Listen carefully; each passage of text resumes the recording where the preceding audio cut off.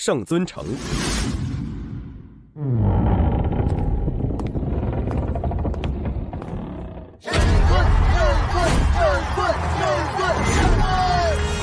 持续了500年的战斗，牺牲了多少生死兄弟，终于在我这里结束了。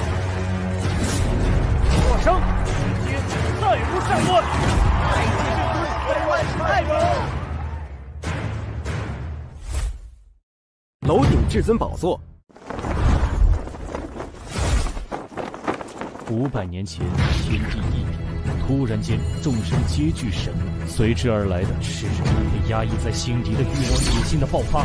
一场持续了500年的被称为末法时代的大乱战开始，经历了无数的危机与机遇，让我变得强大。我凌云峰以举世皆无可匹敌的无上大能、压倒性的实力，一举平定了各方势力。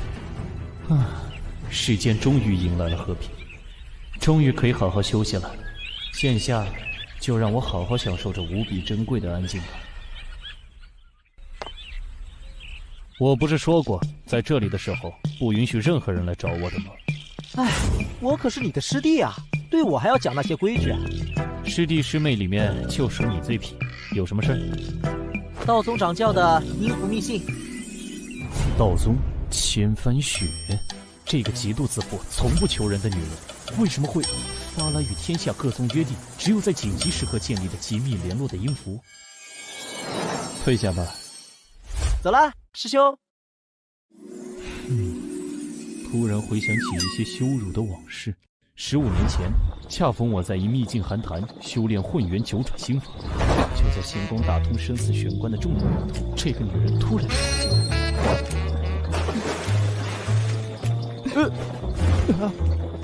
你是何人？让我冲关！千帆雪，没想到你修为这么深，中了烈性媚药烈阳散，还能跑到这里找救兵，你们就一起死吧！明水沉剑。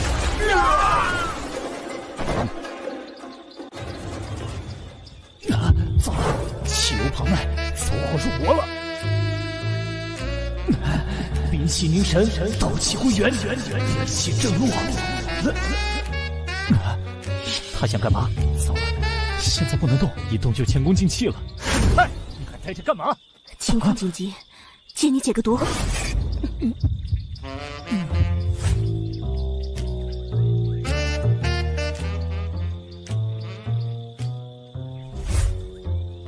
日后有困难，报上我千帆雪的名号，必当报答解毒之恩。我操，这就是传说中的事了拂衣去吗？玷污了老子的清白，就这么走了？千帆雪，老子记住你了！真是屈辱的回忆啊！想我凌云峰一世英雄，然被他拿来当解毒的工具人。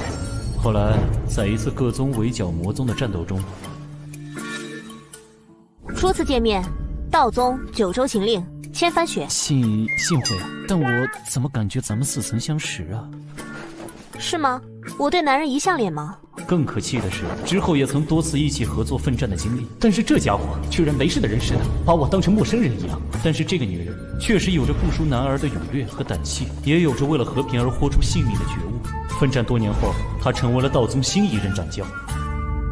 今夜子时，道宗后山不归封地，要事相商，务必前来。邪魔外患都已经基本压制的当下，会有什么紧急的要事需要动用阴符？道宗不归封地。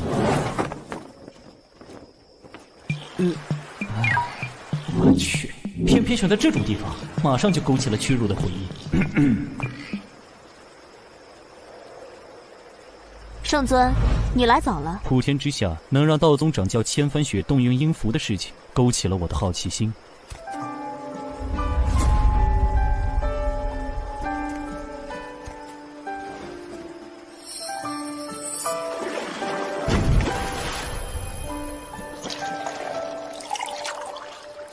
这是500年前的明茶大红袍，品品。说吧，是哪路邪道余孽要搞事情？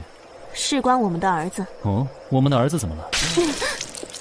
你在说什么？儿子，我们的？你先冷静冷静。你开什么玩笑？我和你除了一起打过几次仗，一没交情，二没感情，哪来的儿子？除了……没错，就是我借你解毒那次。好啊，你终于承认了。后面一起作战的几次，你还装作没事人一样，弄得我还经常以为自己走火入魔，出现幻觉了。就是我见你解毒那次。好啊，你终于承认了。后面一起作战的几次，你还装作没事人一样，弄得我还经常以为自己走火入魔，出现幻觉了。圣尊，请你冷静，这不是你的错。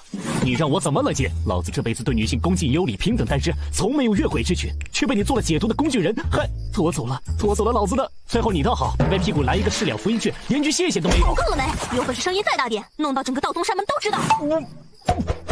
你紧张什么？至始至终，又不是你做错事。对啊，又不是我做错事，我紧张什么？倒是你。没错，是我。所以这些年来，我也从来没想过要谁来负责。这次……等等，怎么了？我要先冷静冷静。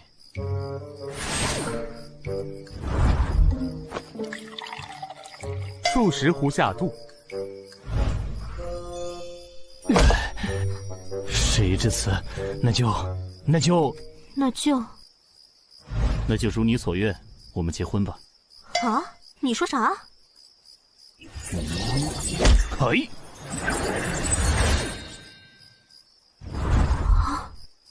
虽然你我没有什么感情，但是既然孩子都有了，结婚吧，日子你定。你搞错了，我可没有打算和你结婚。喂，你在逗我玩吗？那你这么突然的找我过来，告诉我们有个儿子干嘛？因为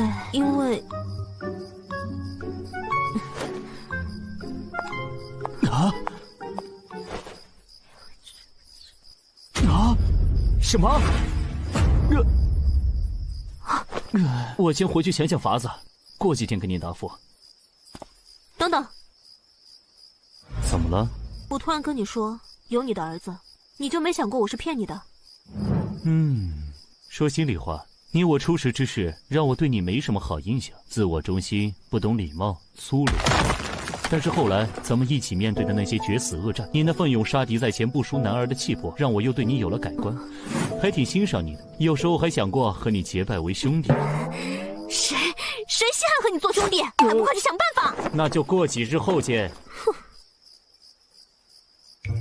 啥情况？啥情况？啥情况？什么情况？什么情况？什么情况？儿子，什么情况？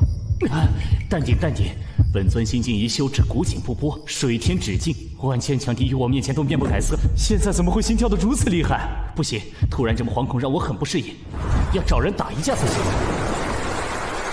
魔宗摘天阁。圣尊，快拉响警报！警报太慢了。叶万法，来看架！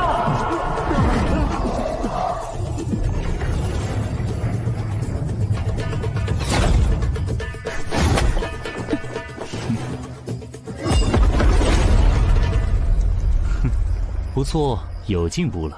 虎天之下，能撼动我2成功力的护体金光的，除你之外也没几个了。凡尔赛的混蛋，怎么突然想过来虐人家了？心烦，想干架？来呀！咱们不是已经从良了吗？为什么圣尊还要过来？难道还有人偷偷搞事情，被圣尊发现了？冲突难道有大突破了？可圣尊打得有来有回的，不赖啊！嘿，蠢货，你个新来的，没见过圣尊当年一招杀灭魔教10大魁首的那份惊天神威？这样打法是什么意思？是那无聊在和宗主调情吗？现在他都没用力，气到圣尊别发火，把这里死的渣都不剩吧！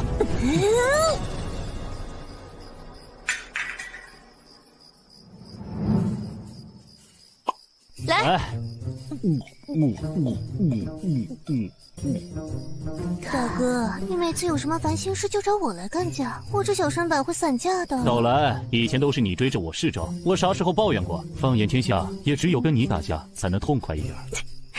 普天之下，也就你把我当男人一样揍，其他男人哪个不对人家怜香惜玉？我们不是打架打出来的老铁吗？普天之下还有啥事能让我们的无敌圣尊烦心的？我可是十分好奇呢。没有任何先兆，没有任何心理准备，我突然间冒出个儿子，还是和那个千帆雪的。对不起，我没忍住。我完全不知情，好不好？就是之前我在修炼的时候，不许欺负我妈妈。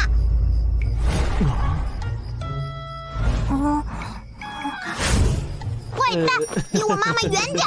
打死你！打死你！妈妈，嗯哼，啥时候有孩子了也不和我说一声，我给你包个红包啊！娃很可爱呀，这么爱护妈妈，在这个六亲不认、冷血无情的斋天阁里，真是难能可贵啊！是吗？先刺！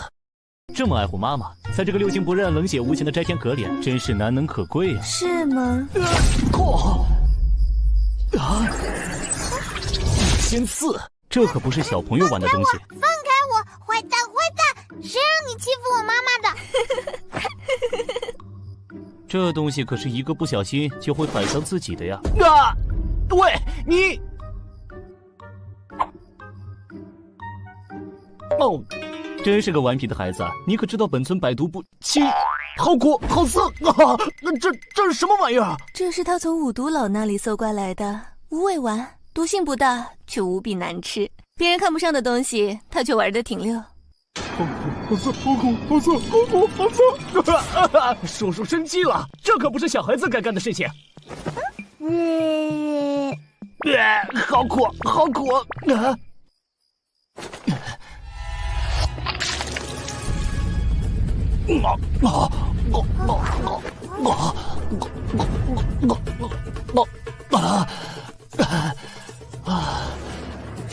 他老子是谁？我要好好教训教训他！居然把女儿养成这样，顽劣不堪！你女儿？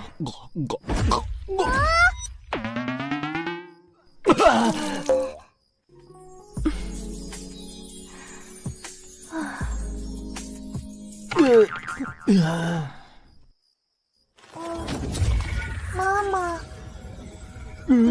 晚点和你解释啊。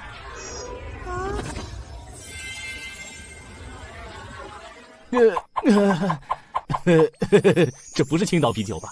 怎么这么烈，让我幻听了？要不再喝几口醒醒神？谁济贫下肚？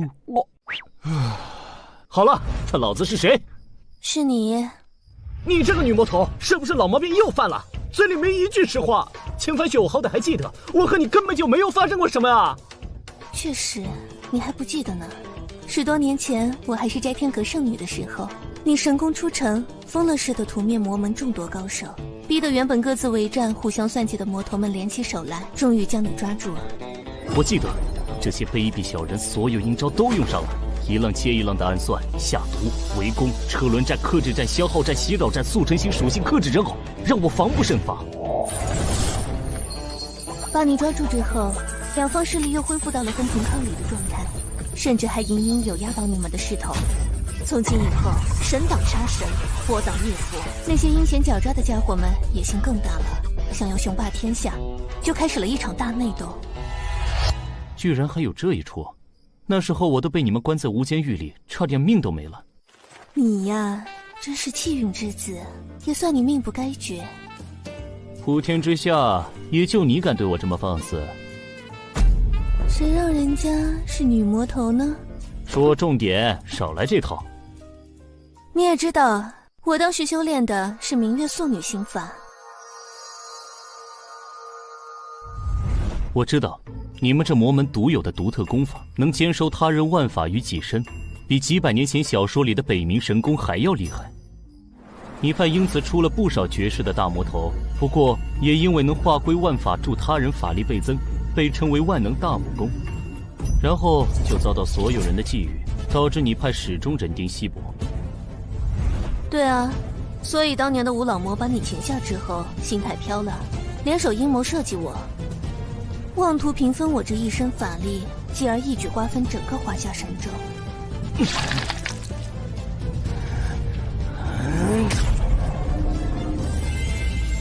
这几个人精老魔，狡猾奸诈，诡计多端，离经叛道，让我受尽屈辱，越想越气。他们现在躲在哪里？我想去把他们揍一顿，出出气。行了行了，要是你看到现在的他们，恐怕就气不起来了。哦，他们都在干什么？千手魔佛被你一招废了修为，闭关10日。据说大彻大悟，由魔入道，开始走遍神州大地，弥补曾经犯下的罪业去了。哦，我就说这家伙佛理通玄，遍及犀利，明明了悟佛理，为啥会入魔呢？唉，既然从良了，我还真下不去手。灵山鬼叟炼制驱策万千幽冥鬼王鬼将，自负天下无双，却被你使出的至真纯阳无垢的一剑杀灭3000凶鬼邪灵，吓得他心胆俱裂，神魂离散，现在住在精神病院重度病房。这还有其他几个？算了，真是恍如隔世，没想到他们的结局居然是这样。喂，你这家伙自从入了太乙境，真是越来越可怕了。随手就能把啤酒罐捏成稀释的七色幻彩石，拿来泡妞，要迷死多少女人呢？喂，别岔开话题，你还没说你是怎么……太乙境真是越来越可怕了，随手就能把啤酒罐捏成稀释的七色幻彩石，拿来泡妞，要迷死多少女人呢？喂，别岔开话题，你还没说你是怎么……后来嘛，他们联手做局，对我下了天下第一猛药烈阳散，企图乱我神智。我当然没那么轻易就范了，拼死逃了出来。又是烈阳伞，我去！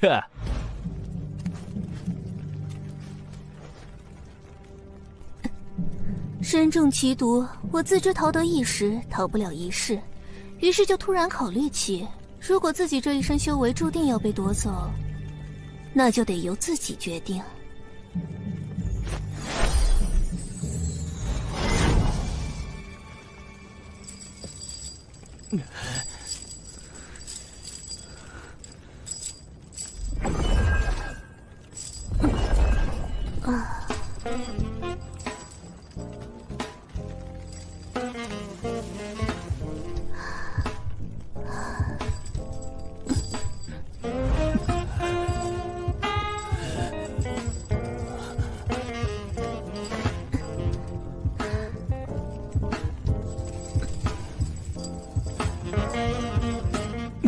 封魂术。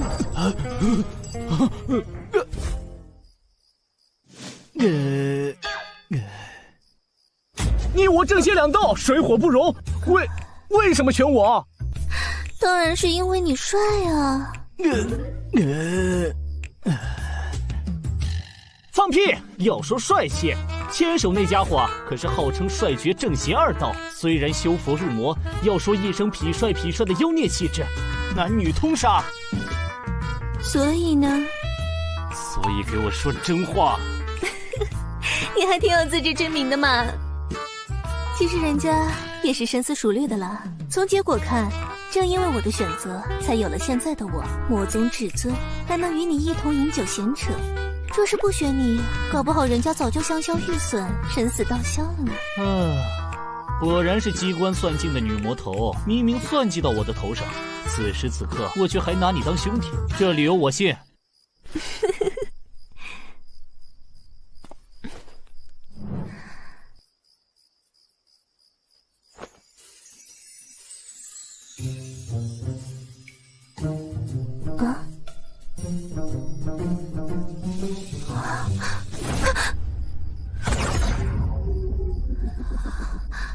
那么我们结婚吧。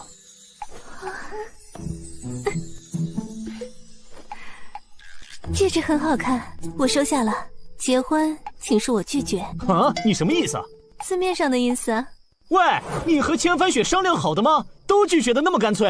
哦，他用什么理由拒绝你的？他怕孩子一旦被冠上我这个老爸的名头，会被周围的人孤立，天下初定，根基不稳，孩子还会被记恨我的仇家盯上，与他不利。他说的很对啊，接下来要面对的问题还很多。你虽以当世无敌之能强定天下，但是于内你之下还有3散仙、4绝顶、5宗、8帮的绝顶高手们都在隐而不发，敛迹藏形，其中不少都在觊觎你这无敌至尊之位。于外，神州之西有大罗刹，统帅西域诸国，南摩尼、北韩离，东方隔着大洋自称天国的联邦操纵着东海邻国，都觊觎着我灵气丰沛。你还有不少硬仗要打，孩子会成为你的软肋。可是这里藏着的都是些杀人如麻、离经叛道、声名狼藉的大小魔头，这里会更安全？你可不用操这份心，他可是被称为摘天阁小魔星，而被这里的老家伙们畏惧着。这不就连你都吃了他的暗亏吗？小小年纪就这么狡猾，你就不担心他的未来？我也曾是祸乱天下的魔女呢，你怎么不担心我？我这……想想你当初为之奋斗的理想，我虽为你们口中的魔道中人，从来对和平安定一点都不感兴趣，但是有了玲珑后，让我觉得换种活法似乎也很不错。唉，突然间和2个最不可能的人有了孩子，我的心脏有点吃不消。那你最好让自己尽快适应。啊？为啥？因为胡可欣那只勾人的狐狸也给你生了个女儿呀。啊！你说什么？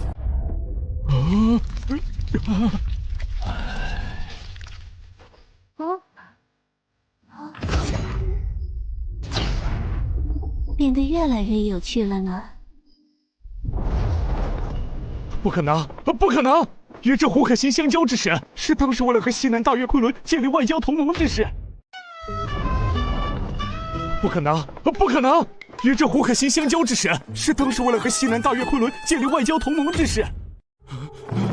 我的记忆全真都很清楚，根本没有发生过什么不可描述啊！不对，难道12年前神州人除五龙珍珠的局面，西方大罗刹国生了东扩之心？第一步便是以大罗刹太阳王与9尾妖王胡可欣合军为由，先缩下第5亲王白夜为师，至神州西南门户的万妖国度的大月昆仑，让其称臣。我受托作为神州使节，单枪匹马赴昆仑。那一日，我一剑斩亲王，天下震动，大月国政变。完了！你都干了什么？大罗刹第5亲王白夜，大罗刹国第5把交椅，被你一剑斩了，名声是少不了的。动手之前可曾想过，大罗刹国强兵压境，我大月小小群雕栖身之地在哪？你们神州政治内乱，抵得住？国主尽可放心，正因不想战，才派了白夜子等人。作为来世侍卫，只有斩了他，罗刹才不会即刻入宫。九州杀神凌云峰，不仅理财经验，没想到这胆也是承蒙夸奖。虽然大罗刹国未必成兵来攻，若是以此降落，强行让我归顺做他的远近。静观神州乱局变化，适时来攻，又当如大罗刹内部初定，表面一统。神作为王权为疆土依附，10年之内经不起一战。他若敢前世再来，想别让他问过此剑。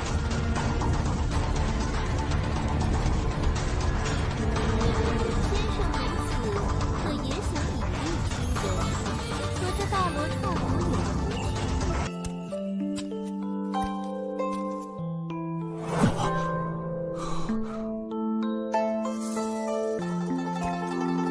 说到底，我们这些夹在大国之间的边陲小弟，为了求得平安，便只有附庸、伪制、和亲进贡这点手段。那么，上使大人，您是想要哪个呢？还是都要呢？朋友，朋友，无分大小，和平共处，危难互助，平等之交。你笑什么？等等，这话太刺激，我有点反应不过来，让我消化一下。片刻之后，那么就在这剑还能立于此地之前，请多指教了。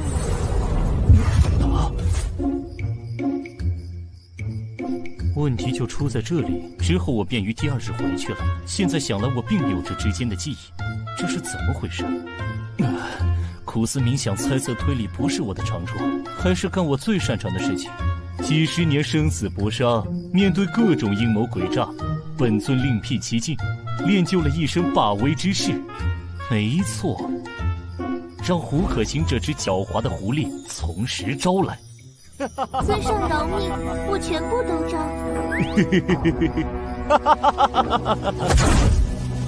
我们的圣尊已经心乱如麻，完全忘记了此行的目的。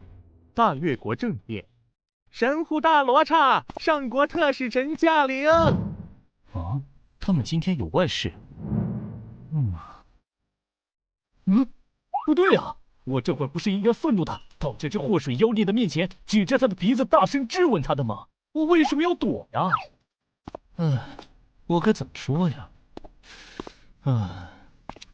胡可欣，你当时是不是对我做了什么？给我从实招来！这样是不是有点凶啊？老爸，你来干什么？来找胡可欣这女妖精的麻烦。为什么你要找老妈的麻烦？当然是因为是谁？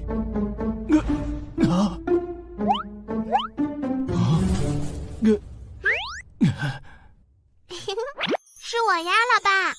哦，原来如此。你说什么？外敌入侵，在侧进！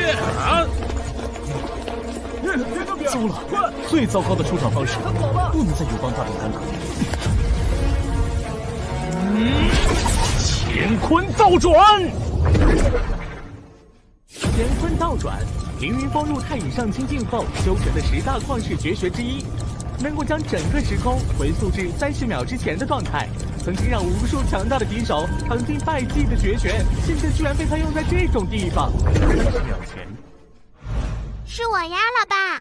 能够将整个时空回溯至30秒之前的状态，曾经让无数强大的敌手尝尽败绩的绝学，现在居然被他用在这种地方。30秒前，是我呀，老爸。哦，还好有这招。小朋友，老爸可不能乱叫。你家长是谁啊？怎么在这个大月皇庭里乱跑？很危险的哦。我老妈就是刚才你说的那个女妖精，老爸就是你啊。是吗？是吗？原来是我呀！外敌入侵，在侧进！糟了，最糟糕的出场方式，不能再友邦大动干戈。乾坤二转！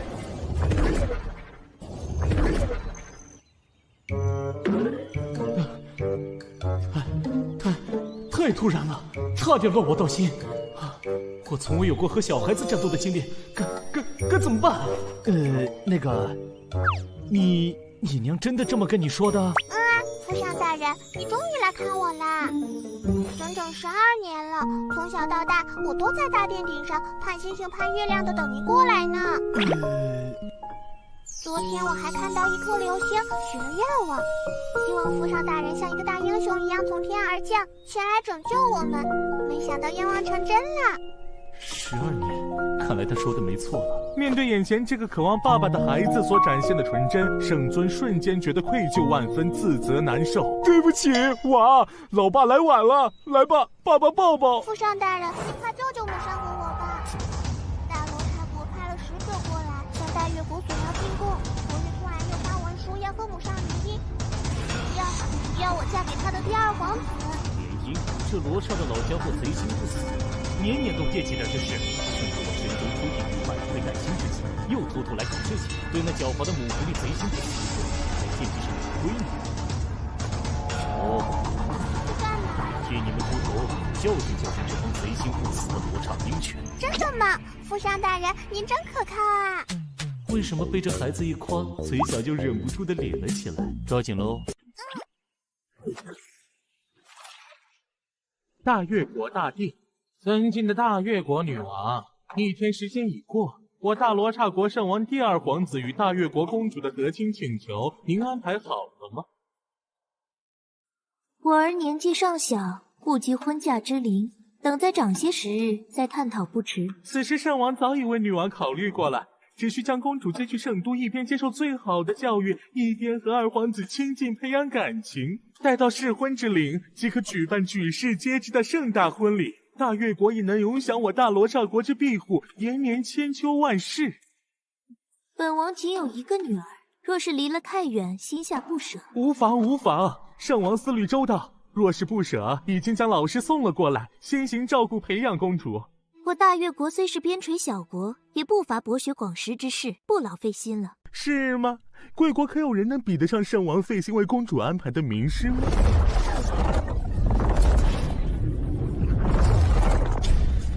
这位是大罗刹国国师座下第1大弟子，被誉为掌管生与死的黑暗大法师，圣王赐予神号死神之息圣安努特格林。老夫一生从未收徒，久闻大越国公主殿下天赋过人，昨日见过姿势确实超凡，可继承老夫一身衣钵。我国如此诚恳，女王陛下不会拒绝圣王的一番好意吧？拜师事大，容我想想。不用想了，他已经有老师了。什么人？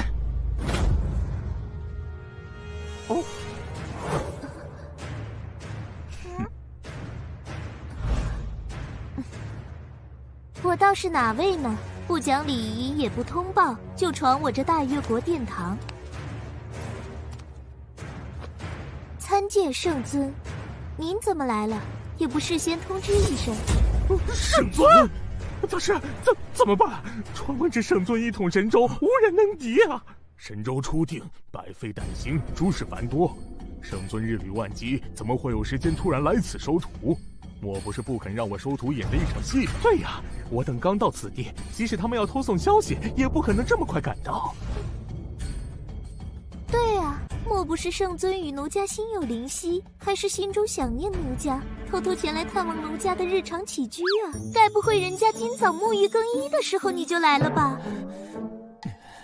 母上大人，乖，你怎么把他带来了？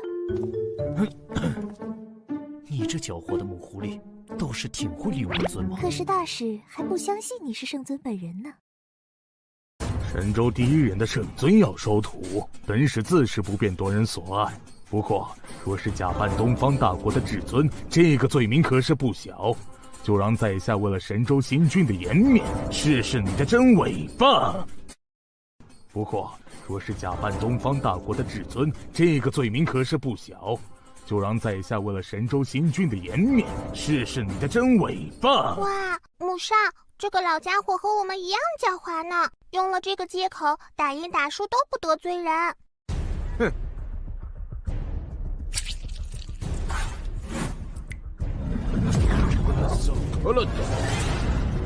这是降神术，召唤世界法则的神明。世间能得到神明认可、授予法则之力的大贤者屈指可数，而掌管生死之力的死神也是众神中令人畏惧的存在。凡间一切攻击无效，收割一切生灵。没有那么玄乎，还请这位圣尊赐教了。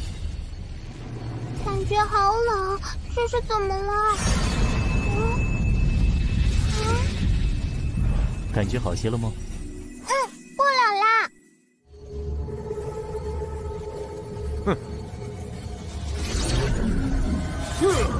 降神术算个什么东西？听说过东方的玄术化神吗？无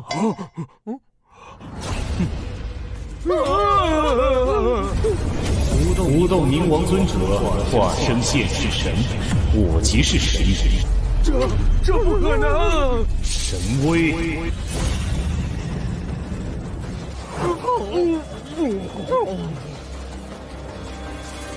告诉你们的王，神州虽是初定，只要有我在，即使周边邦国也休想染指一分。是，滚吧，回去打听打听12年前你们的白夜亲王是怎么残废的。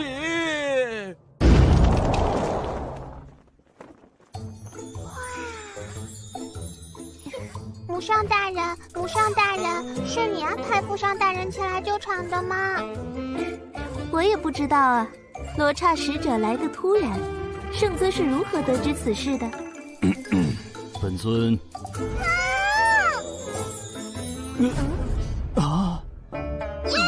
母上大人，你中计了，终于被我套出来了。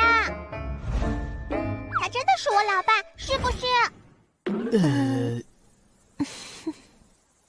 没错，你赢了。耶！我终于找到老爸了，母上大人。老爸要说帅气，只能算中等，脑子还憨憨的，就是厉害点儿。母上大人怎么会挑中他的？喂，你们在说些什么啊？大概天时地利与人和都遇在了对的时间吧。喂，别当我不存在啊！你们这是什么情况？真是的，一点都不怜香惜玉。这套天蚕素纱的裙子只有这一套，刚才被你释放的大招割破了，先陪人家去寝宫换身衣裳。走吧。啊，去哪儿？等等我，母上，老爸。进宫。啊！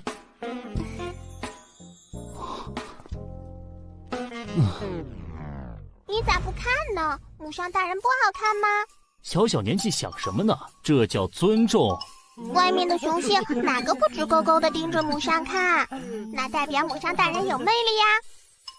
你老娘平时都怎么教你的？我用自己的一切魅力征服对手，以柔克刚呀，欲拒还迎呀，大棒加萝卜。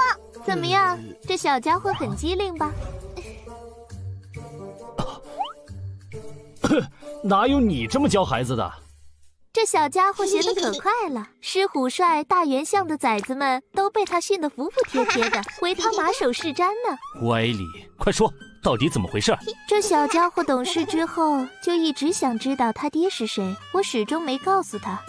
爹是本尊，很让人丢人吗？所以我和他玩了一个游戏，让他自己找。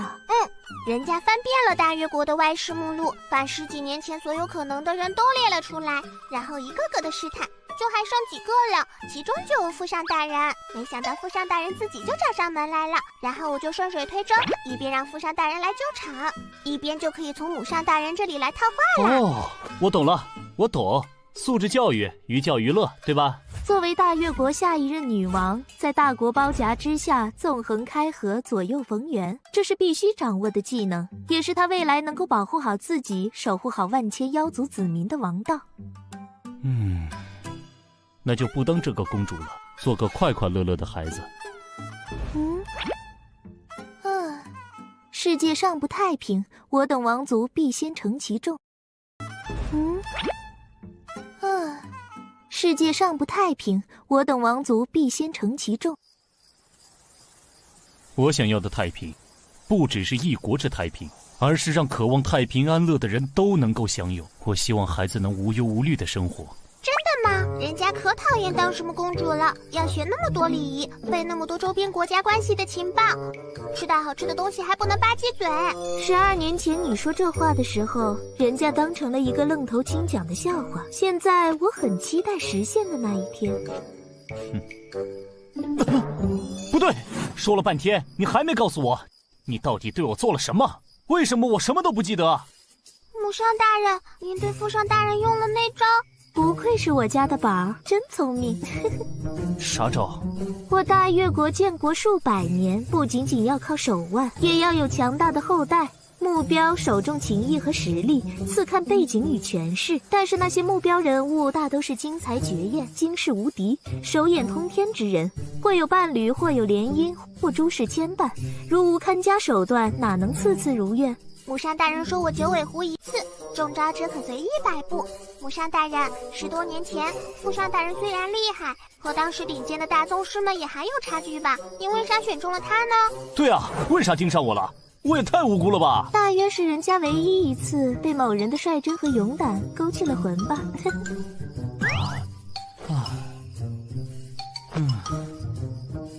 你们这些女人实在是太危险了！这些难道除了我和叶焕焕还有别人？快说来听听。人家也想听父上大人的故事。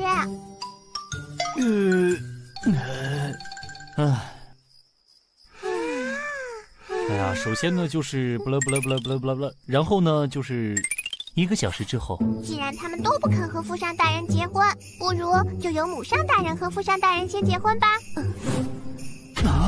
这个不行。为什么？2国领袖之间的婚姻涉及到的不只是2个人之间的事情，一国之主驾驭我，等同大越国并入神州。大越国里的反对势力是万万不会允许的，就会有引发大越国内战的风险。没错，要圣尊入赘大越国更是万万不能。神州刚定，圣尊就是定海神针，我们都是身不由己。明明找到了父上大人，人家还是要做一个没有父上的可怜的孩子嘛。我讨厌你们！哼！啊，等等！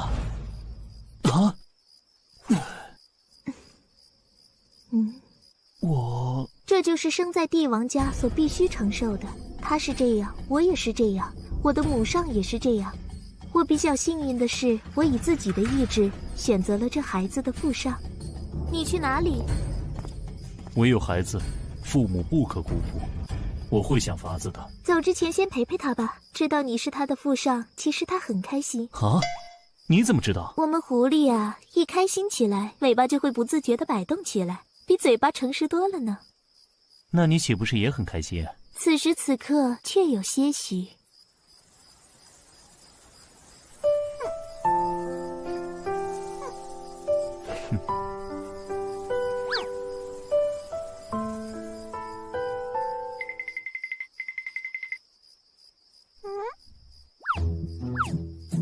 我们狐狸啊，一开心起来，尾巴就会不自觉地摆动起来，比嘴巴诚实多了呢。对不起。有什么好道歉的？大人们都有很多身不由己，我还是小孩子，不懂很正常。要不是那只母狐狸说，这孩子摆动尾巴其实是很开心，孩子的心思还真是难懂呢。干嘛摸我头？我和你又不熟，你只是我生物上的父上大人而已。初次见面，我想送你个礼物，你想要什么？真的要什么都可以。我要一颗星星。哦，好，我这就给你摘一颗，跟我来。我飞起来了，哈哈，我飞起来了！再高点，再高点。好。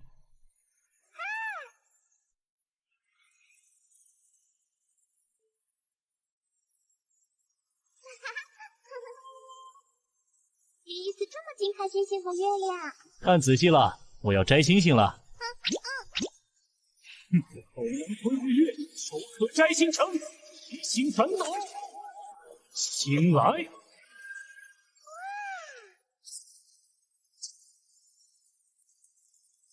哇！口能吞日月，手可摘星辰，一心传导。星来。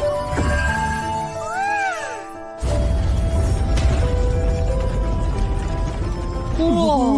完了，星星陨落了。圣尊还是那个圣尊，总喜欢搞点大动静。要撞过来了，救命！莫怕，看我的！那须命运芥子！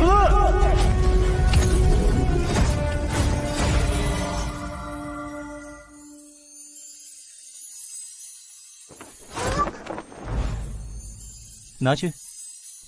这就是星星吗？好漂亮啊！你喜欢就好。哼，别以为拿一颗星星就能讨好我。你笑什么？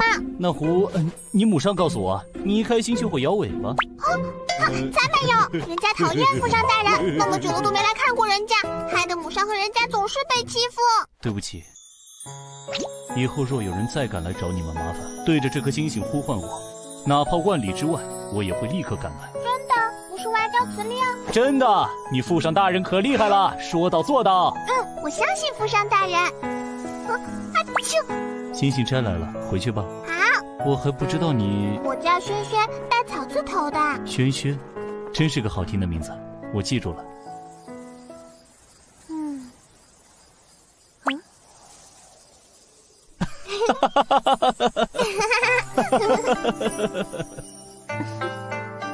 晚了，你们早些休息。国内还有要事要做，我先走了。要常来看我和母上哦。好，拉钩。拉钩上吊，100年不许变。不行，父上还要和母上拉钩才算数。这个，来，快点啊，父上大人。嘿，话就不用说了吧？当然要说，不然怎么算约定？快说，快说！拉钩上吊，100年不许变。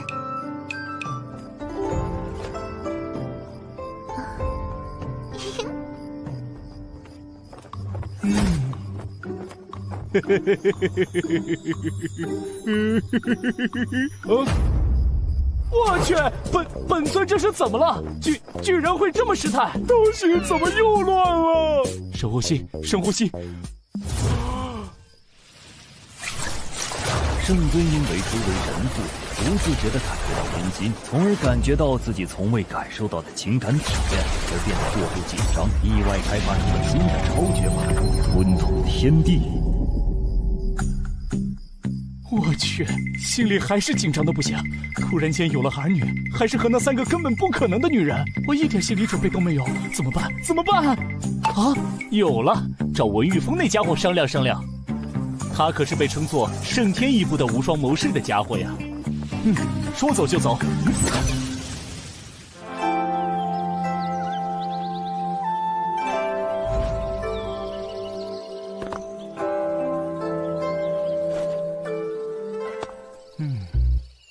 该怎么和这家伙说呢？啊！平时来不都是推门进来的吗？这次是怎么了？嘿嘿嘿嘿。哦。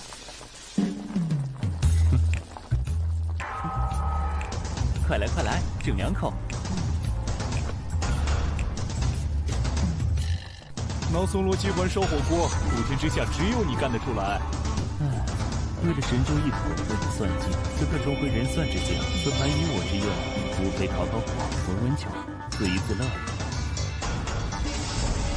自古谋士都是为了自己的理想，纵横开河，逆天改命，多谋善断。但是这家伙将谋的境界从人谋上升到穷理天算的地步，大眼算智，算尽天机，人算谋阴，神算谋阳。但是在能够算尽未来一切可能的天算面前，所有的阴谋阳谋在无尽的算力面前毫无抵抗之力。但是此算之后，他耗尽毕生算力，由天算回归人算之境。神州未定，还有很多事情等着我们去做。我这天算已算定进了一步，这后事就靠圣尊与堂兄弟。我物色了一间草庐，有事无事都派来寻我聊聊。找我何事？这个，你是不是有个朋友最近遇到点烦心事了？对对对，没错。他连一次恋爱都没谈过，却突然有了孩子。没错没错。你怎么知道？你重回天算之境了？定位，说说你朋友的事吧。他恋爱了，还突然有了孩子。没错没错。你怎么知道？你重回天算之境了？定位，说说你朋友的事吧。我那朋友一直在忙着工作，从未与异性有过交集，却突然发现和几个最不可能的女人有了孩子，他完全不知道该怎么办。他来找我商量，你说我也是单身狗一个，哪里懂这些？这可比电视剧还狗血，魔幻现实主义啊！继续。哪有什么继续啊？我又帮不上什么忙。但是既然人家有求于我，就是信得过我，我总得帮点什么，所以就来找你了。你给点主意啊！哎呀，你看我们的圣尊还真是热心肠啊，又不是什么世界毁灭、生灵涂炭的大事，都这么急人所之急。为兄弟两肋插刀，应当应分。你这家伙要有什么事，我也一样急啊！对，你的古道热肠，我是深有体会。放手啊！我这小身板吃不消。知道就好，快给点主意，我好回去交差。我想想。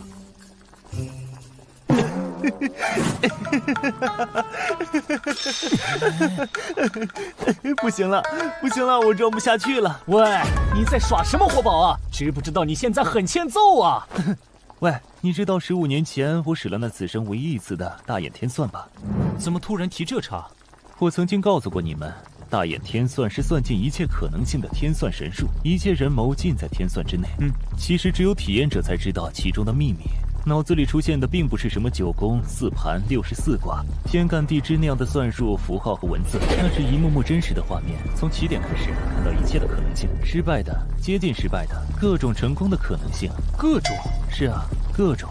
也有我一统天下，而你在5年前为了自我化作白骨的结局，也有被牵手一统魔道，继而以力道涂炭生灵之后，神州尽归一人的结局。这么神奇？那现在这……你的奇遇，你和千帆雪、叶焕焕、胡可欣的事情，是从算术刚开始之后，我选择了某条未来起点的结果。这么牛的吗？所以你全都知道了？不仅知道，可能比你还要清楚哦。那你怎么不早告诉我，让我现在这么难堪？轻点轻点，不知小身板吃不消啊！怎么感觉你才是这个世界上最厉害的人？所有的一切都逃不过你的五指山，并不是你想的那样。真正厉害的是你啊！我只是做了选择，其他的一切都是你自己的人生，你的感悟，你坚定的理念才得到的这个结果。那你为什么不选择你来一统天下？以你的才华，搞不好这个世界会变得更好。因为那个结局里，无论怎么算，都没有我们今日煮酒吃火锅，谈人生的美事啊！来，唉，既然你什么都知道了，那么接下来我该怎么办？你也一定都清楚了，快告诉我吧。若是能算进古往今来，恐怕我的脑袋早就爆了。我的算力仅在此刻为止。即使算不到，凭你的聪明才智，也可以帮我出主意吧。若是行军打仗、布阵行谋，我还能帮上一点忙。问题是我和你一样，光顾着打仗，都没时间谈恋爱，更不要说孩子了。唉。从前我们遇到的每一场危险的战争，咱们是怎么做？当然是迎难而上，攻坚克难。没错。果然把你现在处境当作是有一场危险的战斗。战斗？可是这不一样。没什么不一样的，咱们的圣尊怕过什么事情？既来之则安之，上吧。则安之吗？说真的，你还真让人羡慕呢。千帆雪、叶欢欢、胡可欣这些特立独行、容颜绝世的美人，都和你有了孩子，人生不是开始变得很有趣吗？做好了心理准备，你才可以坦然地面对更多的惊喜呢。加油吧，我的好兄弟！既来之则安之，既来之则安之。没错，本尊血雨腥风里一路走来，难道还会怕这种事？不愧是谋天文御风啊！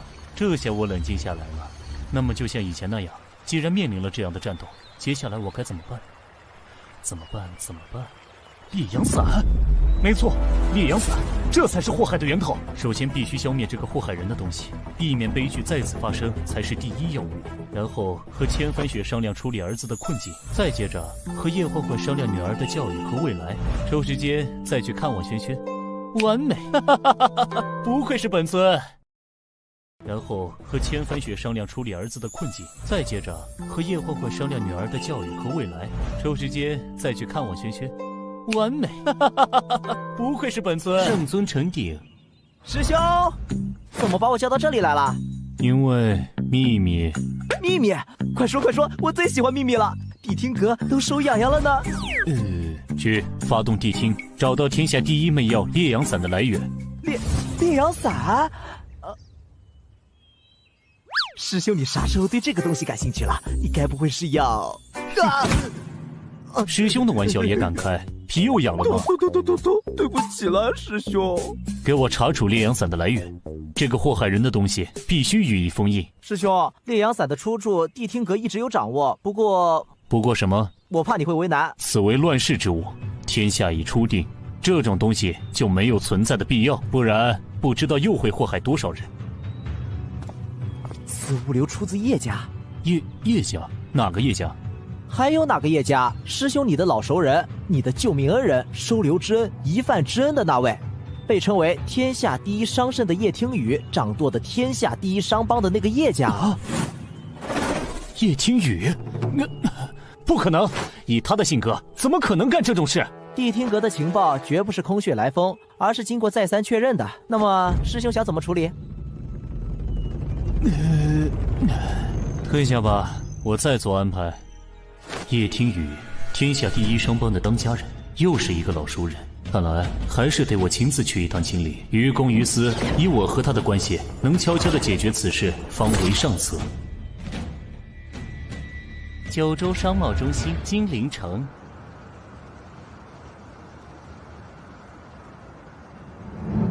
叶家总部大楼。天眼通顶峰境界，天眼明剑不漏关。大楼有半圆形的结界6层，大楼共有5等分，一层比一层有着巨大气场的气芒，地面下有着露天的大阵，还有楼中的5个超级高手看着散发出来的气芒，应该是天下前20大高手的水平。维持这些结界所需要的物资，就算是日费千金也不为过。前20大高手，每个都是万金难求之人，不愧是天下第1大商帮的手笔。叶听雨这家伙软硬不吃，油盐不进。此行是我私人目的，若是用圣尊正式的身份来此提出干涉牵连甚广的地下产业不合适，传出去必会贻笑大方。我又欠了他天大的人情，也不能像在大越国那样以力道压服罗刹特使。还是悄悄进去，低调的处理比较好。他总不会不卖我这个面子。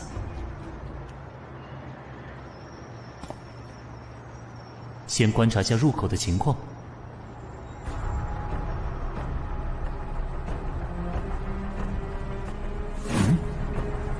员工卡吗？通过。这是最新的身份识别技术吧？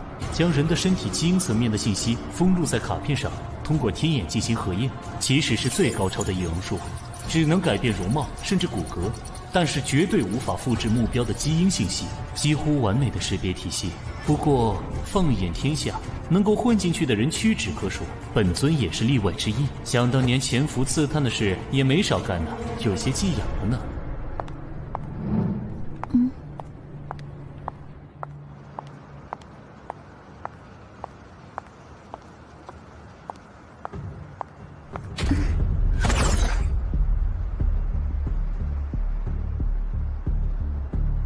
得罪了，借你身份一用。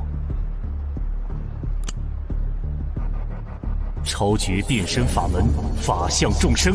法相众生，复制目标对象所有的基因信息，只有太乙玉清境界方能实现的超级秘法，完美。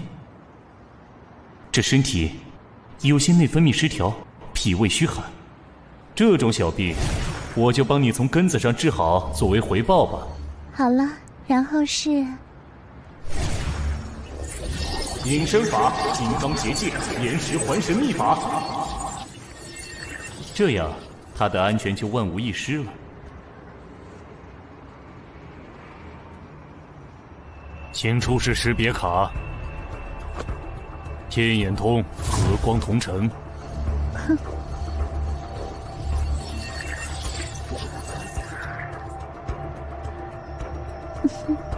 核验通过，请进。谢谢。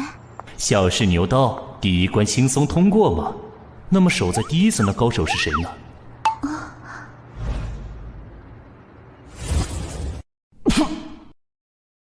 谢谢。小试牛刀，第一关轻松通过吗？那么守在第一层的高手是谁呢？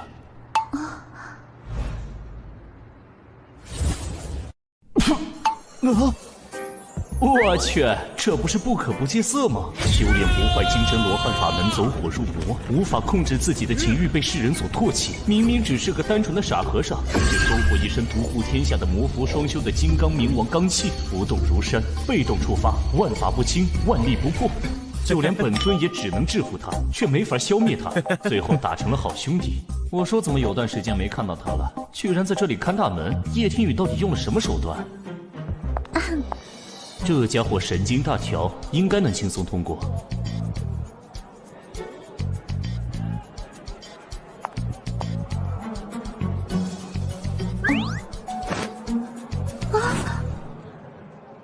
我去，什么情况？难道穿帮了？哪里出问题了？喂，昨天你爽约了，人家在好太要等了你一宿，你干嘛去了？人家可是为了你精心准备了一场脑洞大开的约会呀！他们还有这一段，这也太巧了吧！这身材直戳不可不戒色的口味，加上他那反差萌，反倒成为妹子们的心头爱。你要怎么赔人家这片被辜负的真情啊？我去，放开我！你不告诉我原因，我就不放开。你喊到红了，我都不放开。还好我知道怎么对付这家伙，不然真的就麻烦了。狠狠地扇他一耳光，然后把问题抛给他。什么原因？你问我，你不会自己想吗？对不起，亲亲，我错了，我反思。没想清楚别来找我，我要工作了。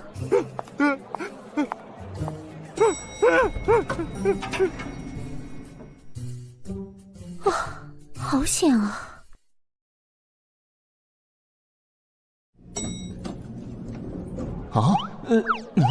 每隔20层电梯就换一次，为了防止潜入者一路直升顶层，思虑周详，真是叶家的风格。这层的守门人会是谁？糟糕，算胜！吴应生，此人天赋异禀，过目不忘。本是东方世家第一谋士，唯独败在文玉峰的天算神术之下。东方世家落败之后，这家伙也失业了，没想到也藏在这儿。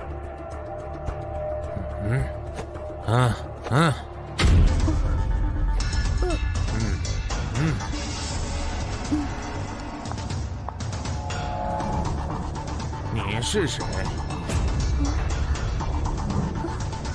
周敏慧。我问的是你的真实身份。吴先生，您在开什么玩笑啊？我只是上去办公啊。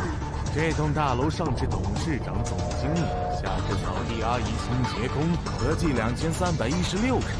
每个人的名字、性别、职位，每天固定的工作任务，我都一清二楚。周敏慧是5楼行政部一个新进人员，入职187天。今天的工作任务和20楼以上的业务区没有任何交集。啊，是我的上级今早临时通知的。你上级叫什么名字啊？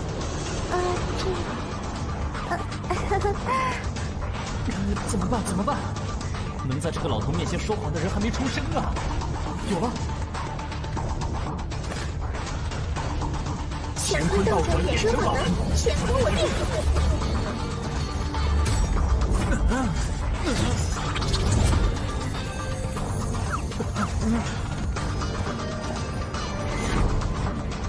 一动不动。这个法术能够任意操纵周围时空的流逝，圣尊独门绝技。圣尊，果然是你呀！没错，是我。圣尊此番装扮悄悄前来，不走官方渠道，又没有大动干戈，是找叶家主有什么重要的私事相商吧？跟你们这些聪明人打交道就是方便，那么你能行个方便吗？方便。如今在下给叶家打工，求个安身之所。圣尊与叶家家族渊源深厚，私事更是能够加深这种深厚的关系。在下顺水推舟，做个人情也是应当。老狐狸，难道在哪里都混得开？不愧是算圣，待在这里不会大材小用吗？天下初定，要的不是我这种搞阴谋、搞分裂的老东西，要的是建设人才。老夫失业了，得罪了太多人，想要有个安身之所，已是难得，还望圣尊体谅。理解。那么我可以上去了吗？老夫这关没啥问题，只是上面还有3个家伙嘞，另外2个应该没什么问题。老夫传你应对之法，只是还有一位圣尊的老熟人，只能靠您自己了。谢谢，此番帮忙，日后相报。上面还有3个家伙嘞，另外2个应该没什么问题。老夫传你应对之法，只是还有一位圣尊的老熟人，只能靠您自己了。谢谢，此番帮忙，日后相报。不客气，还望圣尊罩着。好说。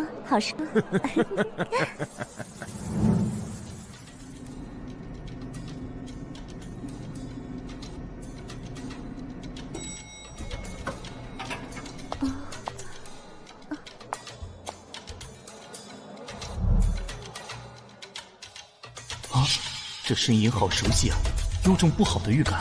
天下无敌的圣尊既然来此，缘何如此鬼鬼祟祟？我去，剑道第一人，剑痴宇文峰。这位大人，您认错人了吧？我只是集团的员工，上来汇报工作的。外表可以改，内在可以变，唯独人之神韵不会变。圣尊乃是我毕生追求的目标，一举一动所展现的气质，在下不可能认错。这里没有其他人吧？除我之外，并无他人，圣尊大可放心。你这最精剑道极境的剑痴，为什么会在这里看门？他们到底给了你什么条件？一个可以名正言顺向圣尊求见的机会。找我练剑啥时候不行？为啥偏偏选在这里？神州初定，能够让圣尊有心对招的机会少之又少。有一个人告诉我来此处等你，机会自会到来。又是文玉峰那家伙的鬼主意吧？我以人中无敌，圣尊则开创了前所未有的更高境界。若是称作半神之境也不为过，让我为之着迷。你这话要是旁人听起来很尴尬呀。还请圣尊接我一剑。哼，来吧。无上剑道，一剑归去。不愧是剑道第一人，这也是剑道极致。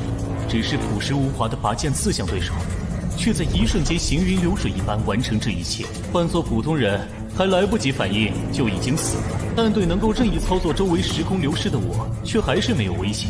本尊也希望未来能够有能跨越臂障来到同一境界的对手。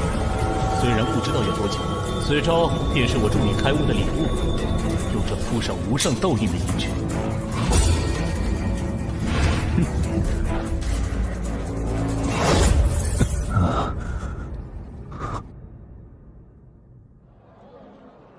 如何？谢圣尊赐我机缘。我可以上去了吗？谢家主早已等候多时。啥？他都知道了？是。那我这半天在忙活什么呀？我去！圣尊，你的道心乱了。顶楼叶家总裁办公室。多年不见，真是好大的阵仗啊！就连这间屋子里面也都布置了这么多暗阵。曾经那个精于计算的叶家长女，如今也是天下第一商帮的掌舵人了。圣尊认错人了。啊！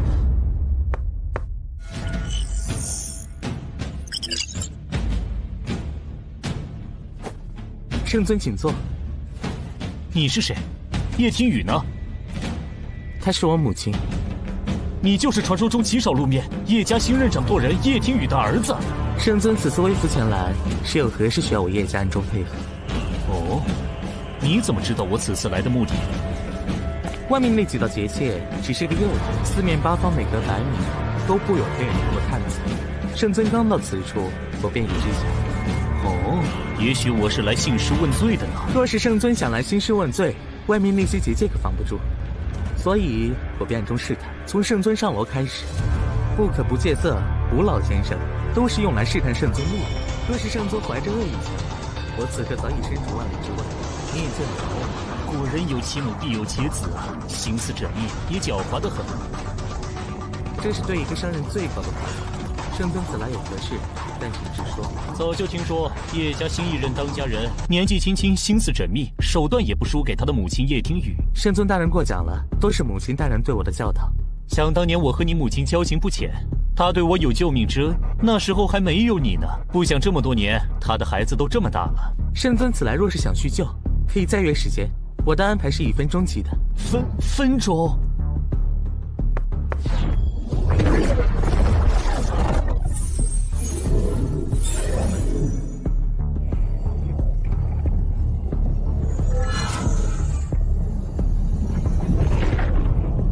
麻衣神术最高秘法的9州小乾坤法，居然被拿来传递情报做商用。普天之下能够有此财力和人力布下此等奇阵的人屈指可数啊！分钟。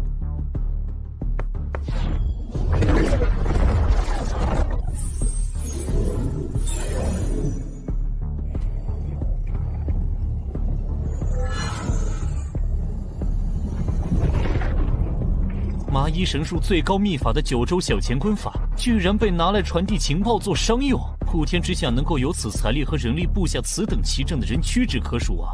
小小年纪便日理万机，情形不辍。想我在他这般大的时候，还是个在江湖中挣扎求生的江湖小子，这小子的前途不可限量。叶天宇真是生了个好儿子。商场如战场，只要能提高效率，钱对我来说只是一组数字，早晚都能赚回来。所以圣尊有话直说吧。好，爽快！我希望你们叶家立刻停止天下第一猛药烈阳散制造与扩散。办不到。好小子，拒绝的这么干脆，哪里把本尊放在眼里？不敢。圣尊若是想进，只需要发布一道圣谕，神州之内谁敢不服？又何必像现在这样悄悄前来，浪费双方的时间？此物为祸江湖甚深，留在世上只会制造更多惨剧。本尊尊私下来有此要求，你都不能答应。我乃叶家新任当家，若是随便来一个人，随便一个要求，便要我停了场地，叶家岂不是很快疯了？更何况烈阳伞本身只在机场范围流通，不知圣宗为何执意要停。这烈阳伞乱人心性，祸害无辜，本就不该存在于世。即使没有烈阳伞，天下祸害人的苦要多少有多少，圣尊您查得完吗？慌得完吗？叶家小范围流通烈阳伞，背后有着极其重要的牵涉圣母，岂能因为圣尊一句话说停就停？放肆！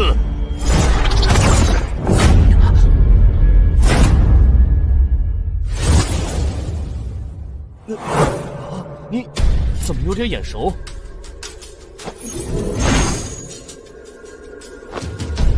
本来圣尊开口了，莫说是这区区烈阳伞，就算是要我叶家原地解散，只要圣尊一句话，我叶家又岂敢说半个不字？这天下又岂敢说半个不字？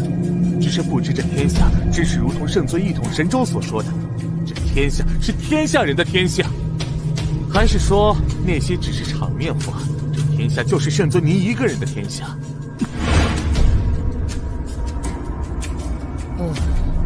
好小子，拿我的话来堵我的嘴。此时此刻，我若是横行霸道，逼你照办；若是传扬出去，说我失信于天下，人就不好管了呀。正是，圣尊若无别的事，就请回吧。哼，年轻人就是年轻人。虽然我不知道你为何不肯卖本尊这个人情，但是你若是以为本尊这么轻易就被你打发了，你就太小看本尊了。就让你知道，本尊能够统一神州，靠的可不仅是一身的本事。你想怎样？天下初地，治国是安民，安民便是要理财。叶家是天下第一商帮，本尊前来求教一些时日。为了天下安定，叶家主不会拒绝本尊吧？黄毛小子，本尊若是天天跟在你身边，你卖一次烈阳伞，我就跟你搅黄一次，看你能忍多久。圣尊日理万机，天下百废待兴，一个人掰成几个人都不够用，哪里有时间一直待在我这儿？你说几个人？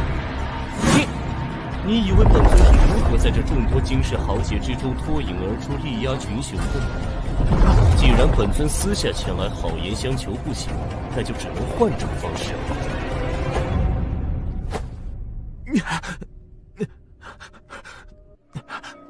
这招元镜法相多费些精神，不能长时间施展，不过维持7、8个月还是没什么问题。儿啊，知道咱们圣尊的厉害吗？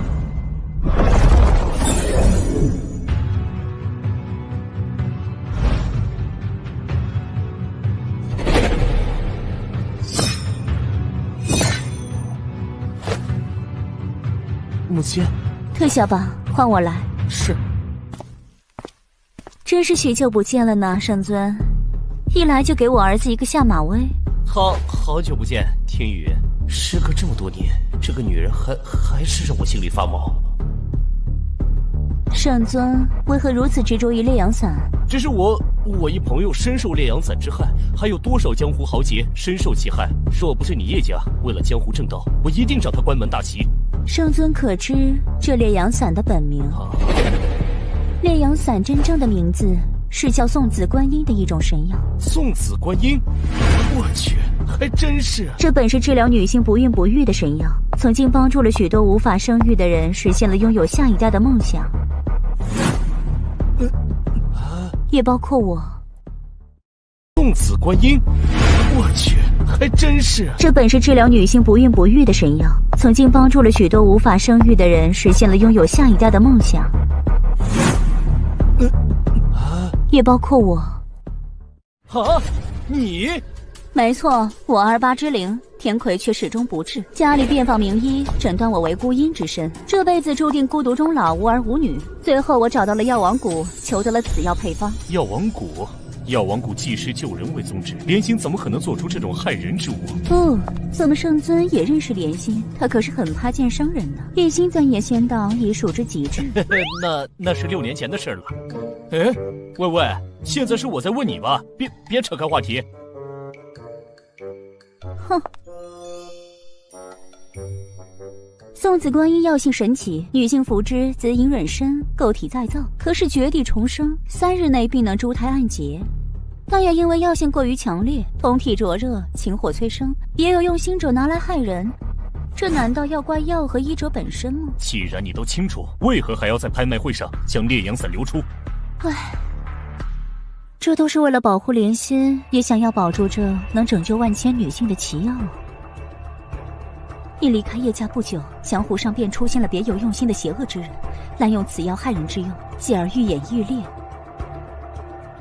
我曾极力阻止，却始终防不胜防。那些恶人甚至会搜寻不育患者前来求药。所以我有了一个计划，叶家一边终止了送子观音对外的销售，换之以2月春风的名字，并对病人进行隔离治疗，杜绝此药的流出。而后以烈阳伞的名头，在黑市继续少量流出，久而久之，江湖便只知天下第一猛药烈阳伞，忘了送子观音，而这2月春风则继续造福患者。换汤不换药，真像你这个女商人的作风啊！这是我能想到的最好的办法。换做你有什么更好的主意？可是这些流出的烈阳伞也是为祸不浅啊！没有烈阳伞之前，江湖上仍旧有奇效同欢伞、烈火一支柴为祸江湖，而这送子观音却拯救了比这数以千倍渴望求子的家庭。烈阳伞的小范围祸害，换取对千万不孕家庭的拯救，换作圣尊该如何抉择呢？停！论理我说不过你，你赢了。但是我那朋友被这烈阳伞坑害不浅，既然你已找到控制2月春风的使用方法，你能否停拍此物？就当我欠你一个人情。5个。这什么？喂，你当这是菜市场讨价还价？5个太多了，2个，最多2个。4个。不行，还是太多了，3个，最多3个。成交。我怎么感觉有点不对劲啊？你怎么答应的这么痛快？因为莲心已经研究出了新药，副作用已经没了呀，所以我们本来也打算停了此药。我去，我懂了，你们母子俩联合起来套路我是吗？从一开始你儿子下套试探我，跟我对着来，想要我生气，以此来探明我的来意，再到你出场来和我谈条件，从始至终，我一直都在你们下的套里。自你冷酷无情、无声无息，静悄悄地从我身边人间蒸发的时候，比起来确实进步了很多嘛，能看出来上人的门道了。喂，什么叫悄悄？我只是不想给你们惹麻烦。小猫小狗养了1年多，又是疗伤，又是共吃共喝的，就算要走也会道声珍重。只有冷酷无情的人呢，才会突然失踪，不带走一丝尘土。喂，刚才不是说的好好的，怎么突然提这茬？我那是万不得已。再说了，你对我的收留之恩，我也有感激你啊，不然哪有你叶家今天？就算两两相抵吧。所以接下来就请圣尊你还我人情吧。这么快？你是不是早就算计好了？你这奸商！你别总把我想的唯利是图，这事很紧急，刚好满足条件了，我就只能刻不容缓。少唬我！有什么事能让商场上无往不利的天下第一商人叶听雨都办不到的？就算是我，也有无能为力的时候啊。喂，你怎么了？你突然这样，我们还怎么吵下去？其实你可以不要用商人的手段来伪装自己，就算不是交易，咱们相识那么久，你有什么困难，我也愿意尽力来帮你的。救救我们的儿子和女儿吧，我已经没办法了。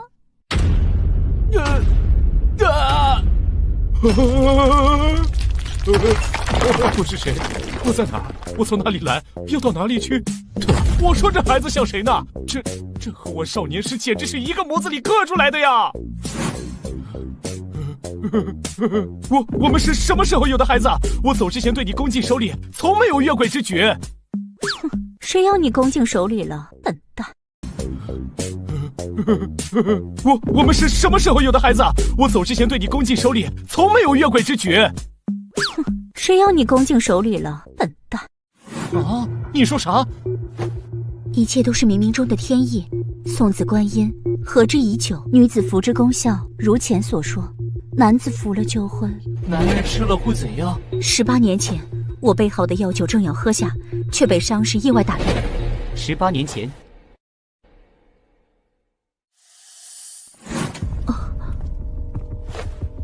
什么事？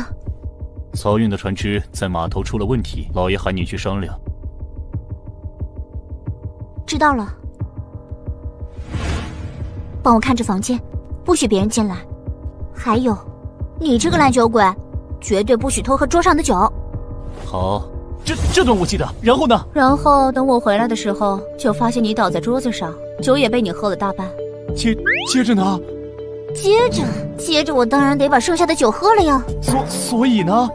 所以第二天我在床上醒来的时候，你还在我身边呼呼大睡，我就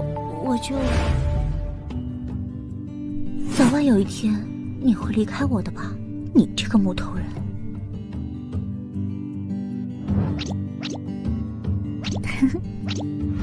你就什么？我就给你摆回桌前，装作什么都没发生的样子，免得大家尴尬。为啥？我凌云峰是那种不负责任的人吗？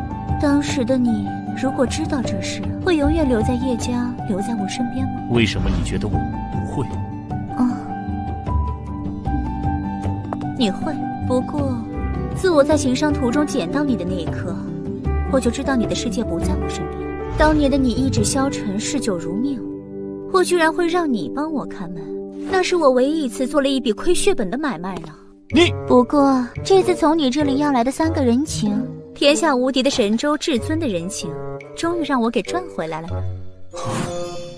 哼，还是说说孩子的事吧。他们怎么了？儿子虽然有点冷淡，但是和他一样，能在我面前始终保持如此冷静的同龄人，在这个世界上恐怕找不出几个。就是锋芒太甚，不知收敛，会得罪不少人。啊，不会是有人要对他不利吧？从一个商人来说，他确实非常的优秀，优秀的远超同龄人，在商场谋略和胆魄上，连我也自愧不如。是啊，我刚才虽然被他摆了一道，但是我挺替你开心的，培养出了这么优秀的儿子。现在不知怎的，我也有点开心。其实他不是我们的儿子。啊，那是谁？那是我们的女儿。啊！小声点，你不是一直都很稳重的吗？这已经把本尊的3观震得稀碎的事情，你让我怎么稳重？到底怎么回事啊？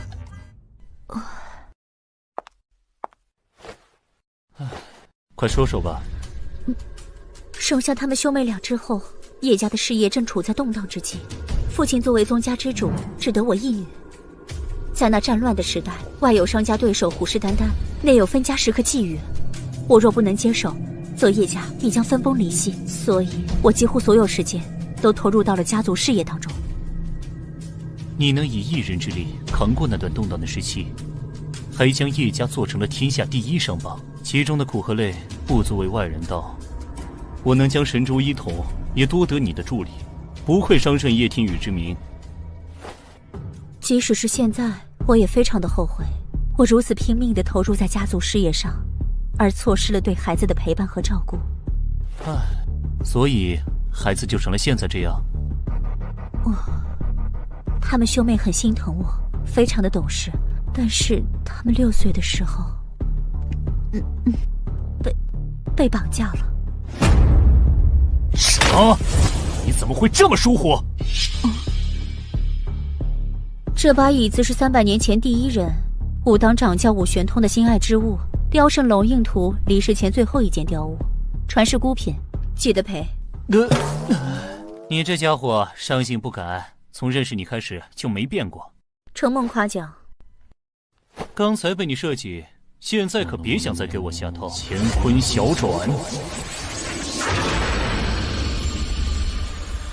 怎么样？完好如初。如果当初什么？怎么样？完好如初。如果当初什么？没什么。那次绑架发生的非常突然，也非常的蹊跷，至今我也没有找到任何线索。那日我按照叶家惯例，对各地的核心产业查账，大小姐，大小姐，跟在我身边那么多年，教过你多少次了？遇事不要慌张。你知道吗？怎么可能？那些保镖都是当时数得上的高手。事情就是这么离奇，小少爷和小姐就这么失踪了，只留了一封绑架信。快，随我回去！我动用了家族所有的情报资源，都是废物，也没有找到任何线索。能够在这么多高手的保护下掳走他们，绝非等闲之辈。能够请得起如此高手的，就算靠排除法，不难锁定目标吧。商场如战场，又不似战场。若是两人互相搏杀，无非一死一伤，或者同归于尽。而商场拼斗败者，整个家族几百号人，可能一夜之间一无所有。所以敌人很多，各个机关算尽，小心谨慎。弄出这般动静，线索几乎不可能找到，根本无从推测，谁都有可能，就是谁都可能不是。那后来是怎么找回来的？一直没有找到，只是突然1个月后。小姐，小姐，有消息了吗？少爷和小姐回来了，就在门口了。那怎么不接进来？少爷不许任何人接近。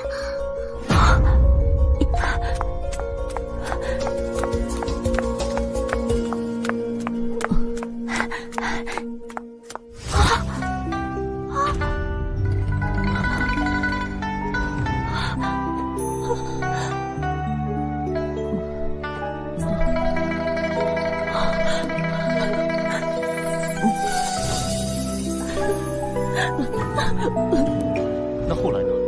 他们是怎么？后来他们两个便性情大变，儿子除了我和他的妹妹之外，对所有人都冷酷无情，没有一点怜悯之心。而女儿她，若是哥哥在家，就把自己关在屋子里，1日3餐，洗漱更衣，从不出来。只有我和他哥哥能够进去。每当哥哥出去办事，他就会变成那样，仿佛自己就是自己的哥哥，帮助哥哥处理着内部的所有事情。那你当时为什么不找我呢？我是一直关注你的情况。孩子们虽然从来没有问过我他们爸爸的事情，但是我知道，在他们的心里，爸爸有着不可替代的位置，只是一直找不到合适的时机。可是那个时候的你四处征战，名动天下，仇家很多，对你对孩子们来说只会招来更多的危险，所以我不能找你。从我认识你开始，你就是个爱逞强的人。你想说什么？偶尔依靠一下别人，比如我，也不是什么伤自尊的事吧。我也是靠着无数的生死兄弟的帮助，才有了现在的我。那你有什么办法？心病还需心药医，我来试试吧。他行通。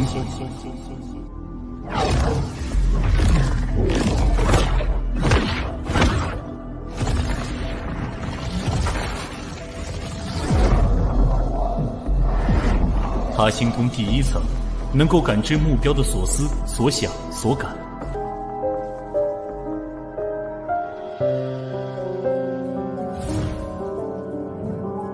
鲁上大人和圣尊在里面谈了许久，结果怎么样了？这个圣尊果然不同凡响，不怒自威的无韬气势和见所未见的超群法术，差点让我心智溃散。不行，我还是不够强大。他哥不在身边的时候，就只能靠我来保护小妹。我一定要变得更加可靠才行。到底该怎么办？到底该怎么办？果然是有问题。摔！收。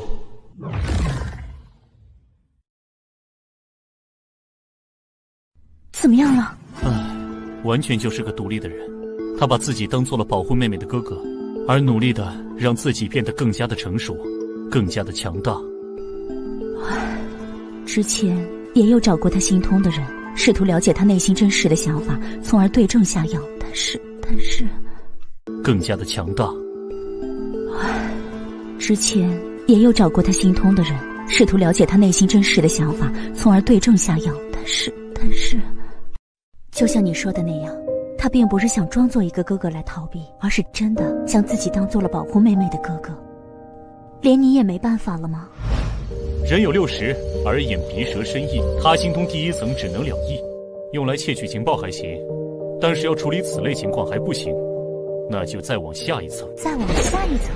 再往下一层，便是心意出动之时，万念始生之际。佛家称之为莫那时的第7时，儒道则称一起之时。他心通能达了意之人不少，而能知一起之时的人已是不多。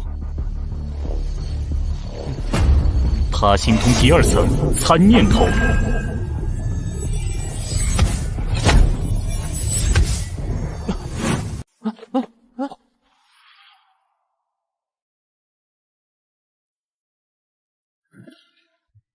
一起之时，弹指间生念400之数，可观一之音。我好弱，我要变强，我要变强！大哥怎么还不回来啊？如果是他，一定不会这样。我要像大哥一样，才能保护小妹。能不能拉拢圣尊？不行，除了母上，大哥还有我，没有人会真心对小妹好。你不能懦弱。哎，全部都是想要保护妹妹的念头。可恶啊！居然让本尊心口一紧，这孩子到底经历了什么？啊！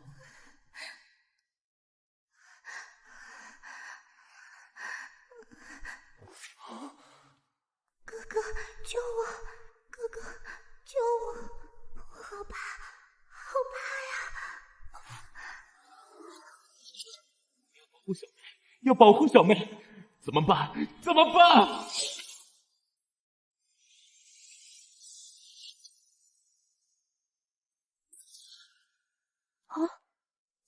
有什么发现？大概是孩子内心强烈的呼唤着想要保护他的人，才形成了现在这个人格，想要能够时刻保护自己。可恶，他们到底经历了什么？这些年我也一直在追查，始终没有线索。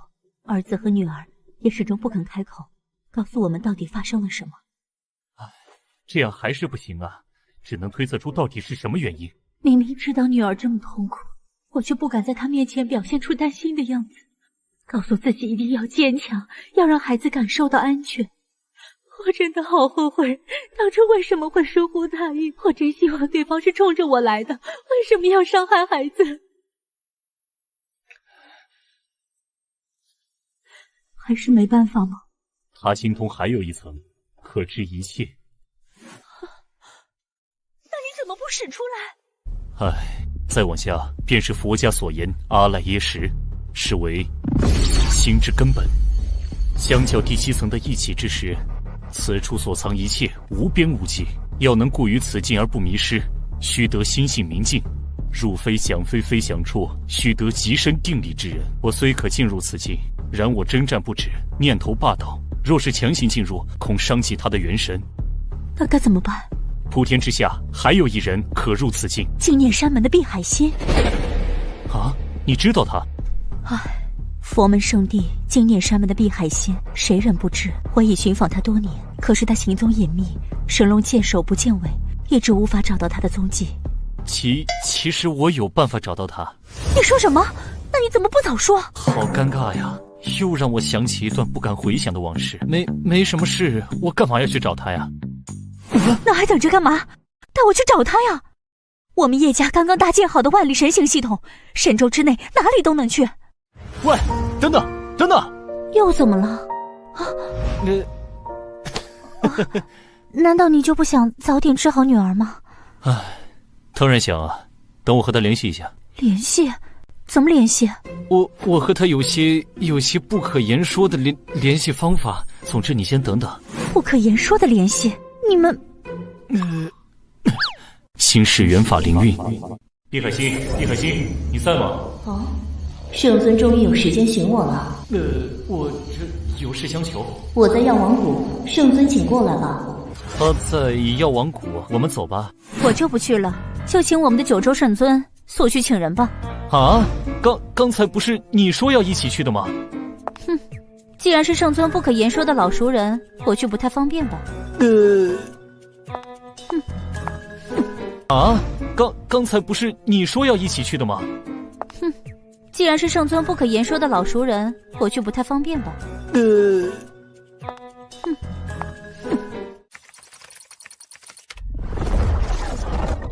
圣尊，请快走吧。好，我会尽快回来的。药王谷。啊？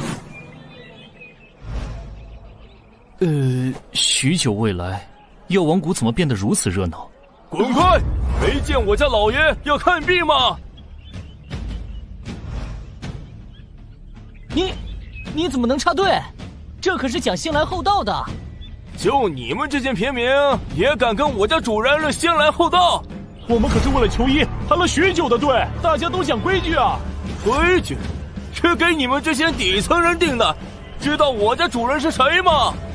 就算老子把你打死，也不用负责。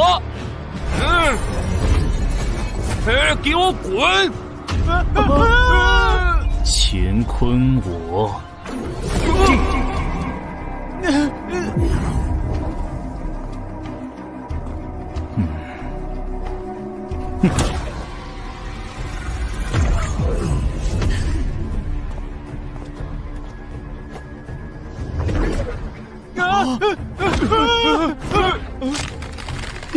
手，我的手怎么了？放肆！是哪个敢搞事情？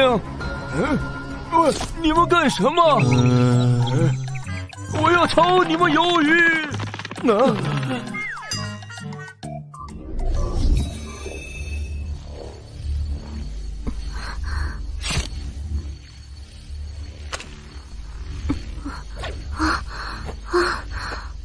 许久不见，这里变得热闹了许多呢。你怎么来了？我来寻碧海心有事，他人呢？姐姐就在谷内呢，你去寻她便是。药王谷的规矩不是只收怪症绝症的吗？1年也不见几个吧，怎得现在如此光景？因为我是个大夫啊。如果能够帮助更多的人，规矩都是用来打破的。自从认识你以后，人家才想明白这个道理呢。辛苦了，不过为什么外面要排2队啊？人家时常义诊，就会有些人借着义诊之名向我表白，我怎么拒绝都没用。为了提高义诊的效率，人家就告诉他们，若是想要表白的，不许插队，另排一队。人家有空的时候再一一拒绝他们。这些人还真够执着的呢。哼，这些人一个个身上都散发着浓浓的雄性动物发情的味道，都是用心不正，看人家脸的，都不了解人家，凭什么就说喜欢我？我帮你打发了，你继续看病吧。好呀好呀，真是帮我解决大麻烦了。你呀，从认识你开始就没个规矩，你就继续看诊吧。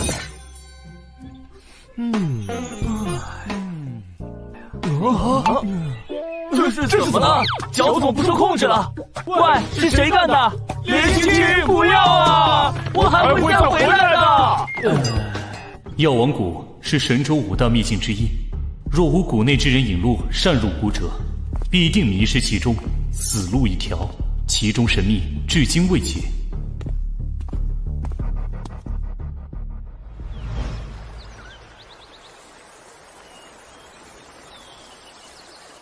圣尊，你来了。普天之下，唯有他是我最不敢面对的人。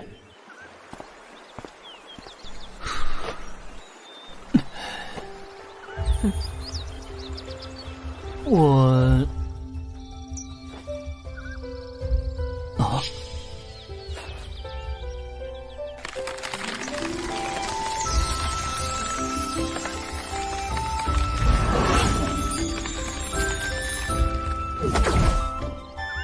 许久不见，为何圣尊还是对人家如此拘谨？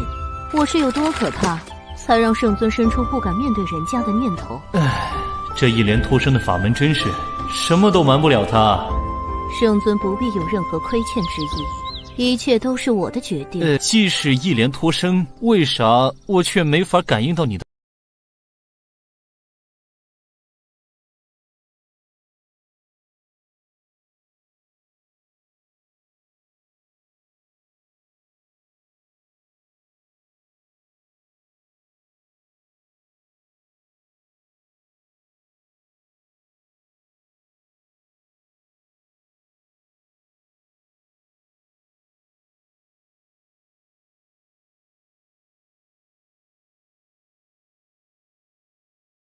有字仪传称西瓜，很是清甜可口。这是2个小家伙在谷中寻得一处奇境所藏，似乎是500年前诸法未生之时所遗之物，有字仪传称西瓜。小家伙？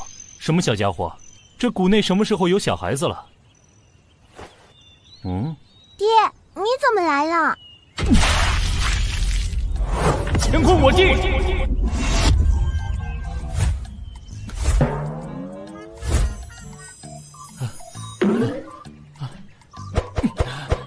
丹帝，太突然了，又是一点铺垫都没有。但是本尊遭遇这种连番冲击，应该已经适应了。丹帝，不能再失态了。姐。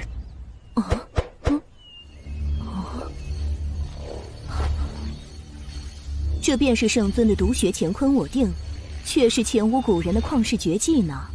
喂，这是什么情况？她叫莲生，我们的女儿。再离奇的原因，现在我也能接受。不过我想知道是怎么回事。此刻我也清晰地感受到，圣尊这几日奇遇不断，也该适应1、2了吧？一莲托生，莲花生莲子，怎么我没有告诉过你吗？我知道不知道，你比我更清楚啊！只有你知道我想什么，我却不知道你想什么。7年前，神州仍旧纷乱，各方势力已然奇谋尽出，信义无存。今日联合，明日背叛。我身边的与我心怀共同理想的好兄弟、好战友们不断战死，直到只剩我一人。前路漆黑如永夜，我心已如灯油尽，死光了，都死光了。那我唯有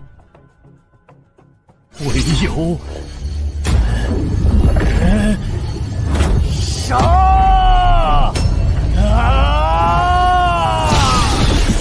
杀尽祸乱天下之人，杀尽背信弃义之人，杀尽分裂国土之人，杀尽心怀恶念之人。那日我因悲觉入魔，化作真正的九州杀神。心怀恶念之人何其多，杀之不尽，杀之不绝。由南到北，自东向西，除之不断。越杀越是绝望，越是绝望，入魔越深。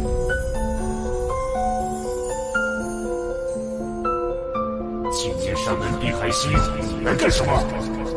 我来渡你。你们今夜禅法，出世寻佛，这世间事与你何干？何须你渡？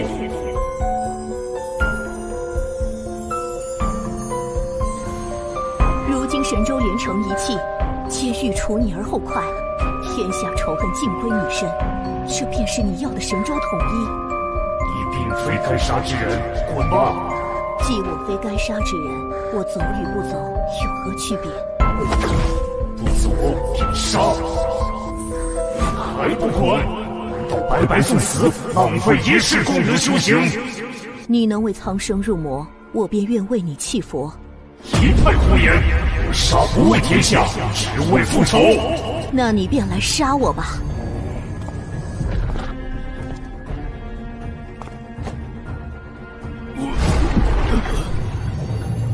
普渡心经，一莲托生。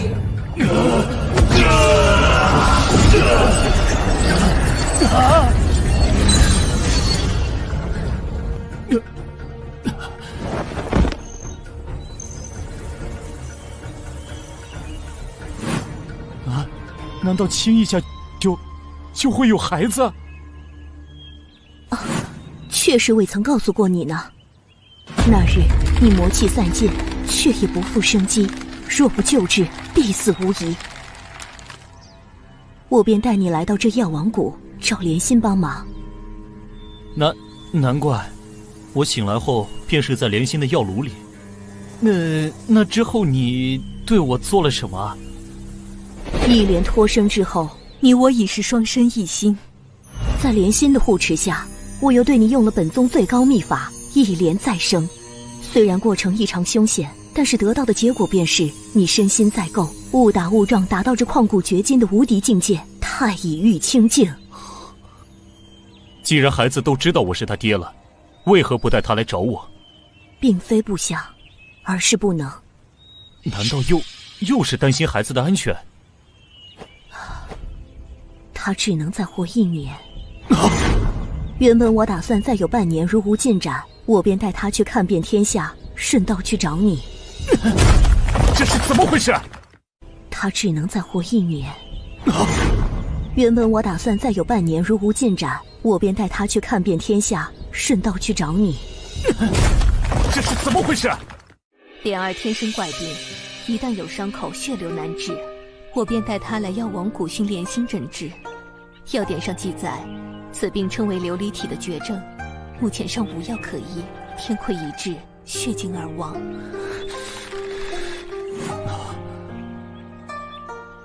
莲心也没办法吗？我与他一直在寻找解救之法而不得。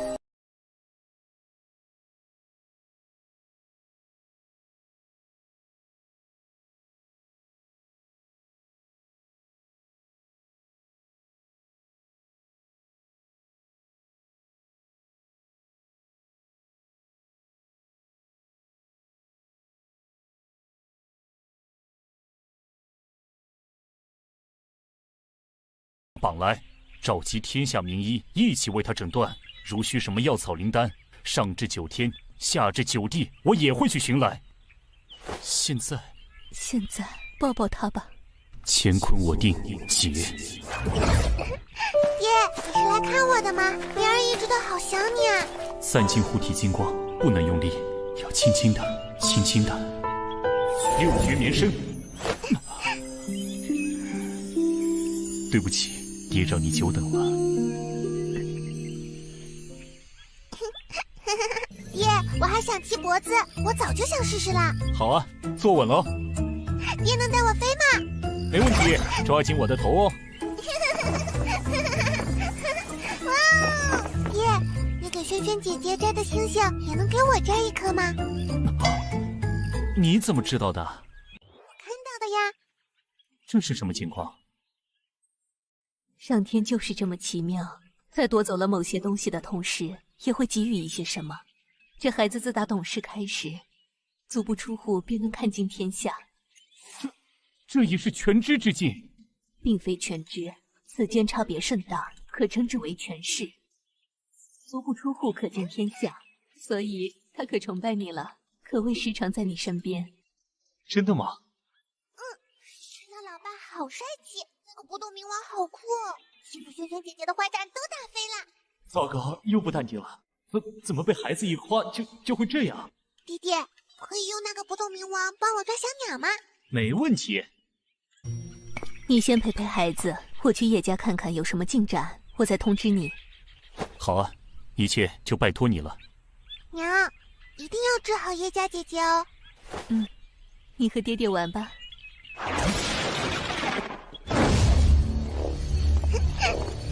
那我们开始抓小鸟吧。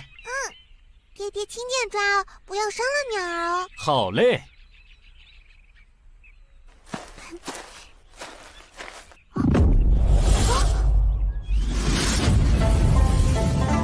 冥王拈花。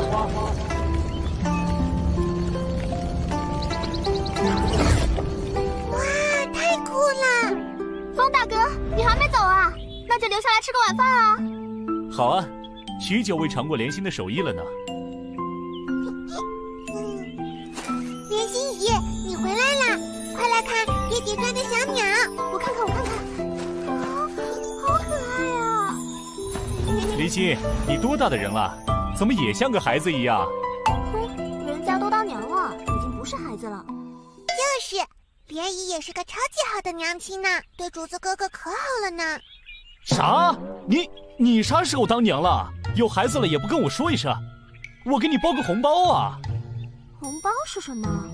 这个嘛，是外面庆祝朋友有了孩子的一种习俗吧。这些东西莲心不懂，有了我们的哥哥是竹哥哥，竹子，竹子，怎么了？快醒醒啊！你别吓娘！竹子哥哥，你怎么了？不要慌，他只是被震晕了，并没有受伤。真的？亏你还是个大夫呀，真是关心则乱。对啊，我是大夫啊。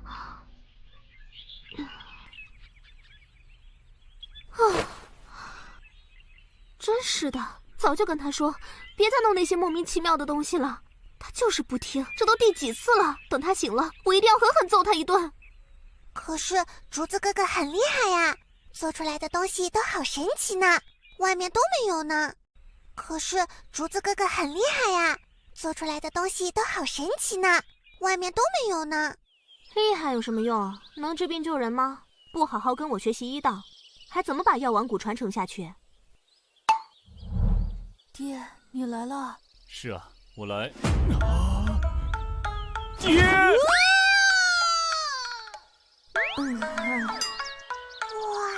好高啊！峰哥，你干什么？好玩，太好玩了！峰哥，快接住他！别急，马上。盘古托天式。好软呀！哇，这就是天空和大地吗？药王谷真的好小好小啊！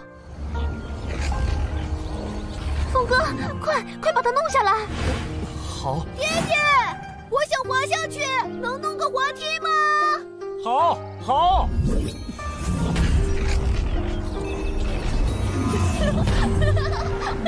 哦，好壮观啊！这个世界真的好壮观啊！爹爹，牵住我！太好玩了，爹，再来一次好吗？天上的景色我还想再看看。我也想玩，我也想玩。乾坤在地。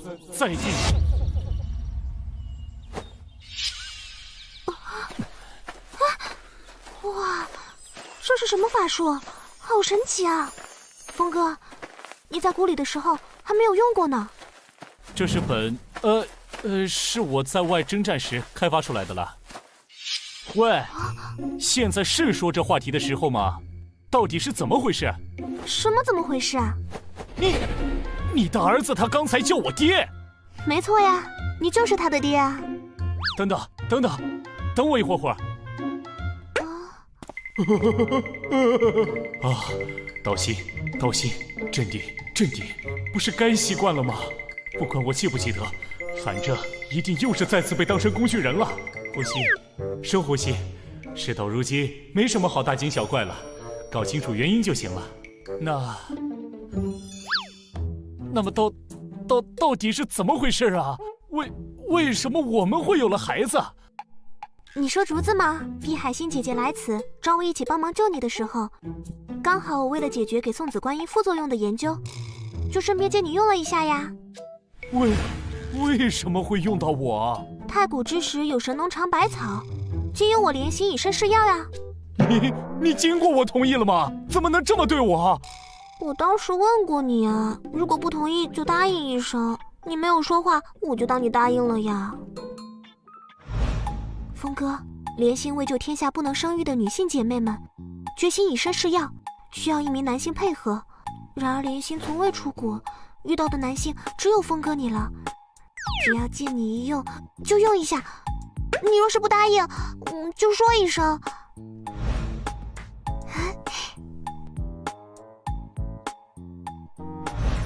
峰哥，那你就是答应了。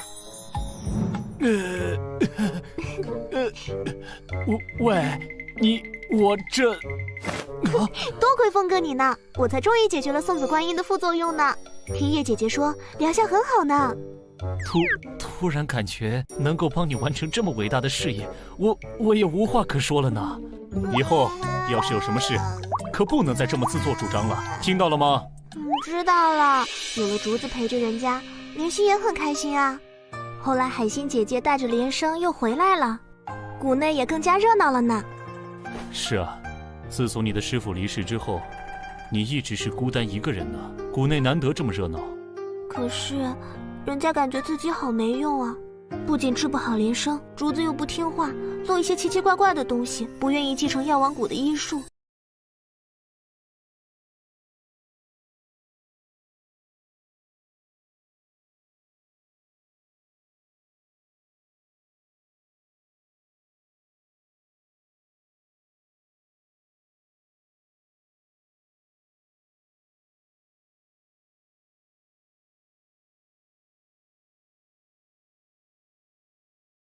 你我都是初为人母，初为人父，但是孩子不是实现大人愿望的工具啊，兴趣才是最大的老师。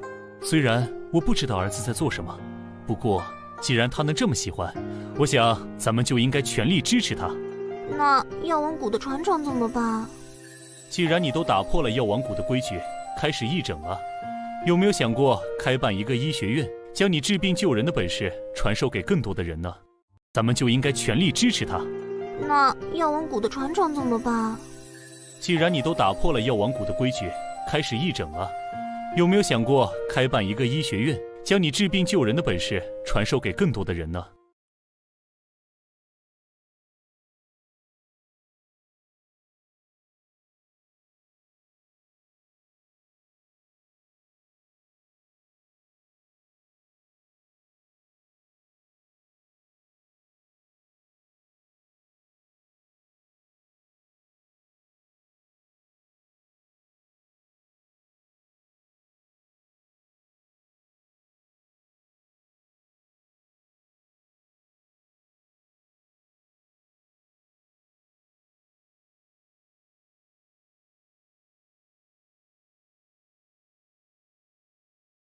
乾坤我定，解。好棒嘛，爹！行，让你们玩个够。那就开始吧。好。云生。哇！风起。这是在做梦吗？并没有。此招原是用来藏兵于云中，突袭之用。现在我突然发现，其实还有更多的用途啊！你们看好了，云生与森罗万象并用的组合法术，云响世界。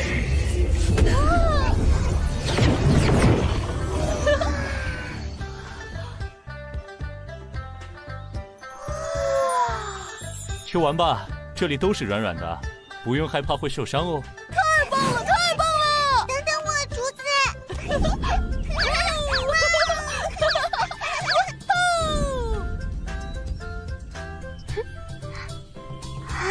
这就是我和弟兄们拼上性命，追求和平的世界才有的画面吧。他们才是这个世界的未来。这世上的仇恨、混乱、黑暗，就从我这里开始斩断。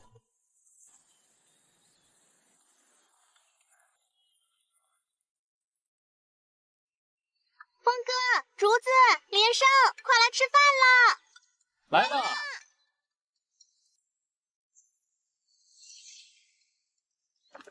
哎，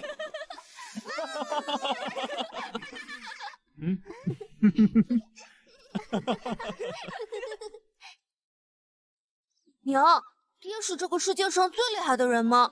峰哥可是超级厉害的呢。过娘也没怎么了解外面的世界，不是很清楚了。我娘说过，论打架和打仗，爹是最厉害的，但是其他方面也不怎么行呢，尤其是和女孩子打交道方面。绝对是最差劲的人之一。是啊是啊，当时峰哥醒来的时候都不敢跟我和海星姐姐说话，脸都是红红的，好傻哦。喂，不要提过去的糗事好吗？爹，你能帮我们一个忙吗？你说说看。竹子哥哥和我发现了一个秘密基地，里面有好多种子和写满了古老文字的书本，还有一种会发亮的墙。对呀对呀，那个墙还会说话呢。竹子哥哥做的那些神奇的东西都是从那里学来的呢。在征战之际，在极少数隐秘之地会发现500年前的遗迹，但是基本上都是一些大型的柱子和一些至今没人看得懂的上古文字。没想到药王谷内也有，但是听孩子们的描述，这里似乎有些不同。爹，你能救救我们的好朋友吗？什么朋友啊？就是他教会了我们上古的语言和文字，但是他被困在一个神的房间里出不来，娘和心仪也都没有办法。爹是这个世界上最厉害的人啦，你一定有办法的吧？走，咱们看看去。太好了，快走吧，爹。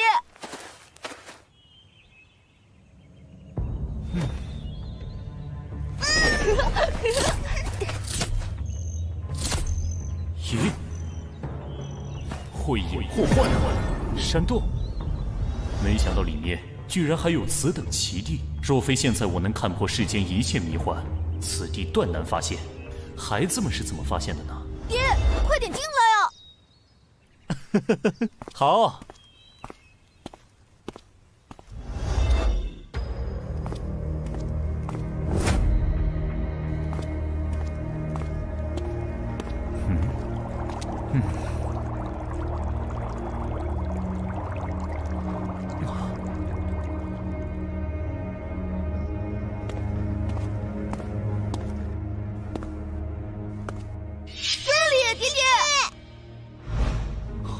他是，老爸，你也以为这是活人吧？这个大姐姐一直都一动不动地站在这里呢。啊，他是，老爸，你也以为这是活人吧？这个大姐姐一直都一动不动地站在这里呢。无遮透视，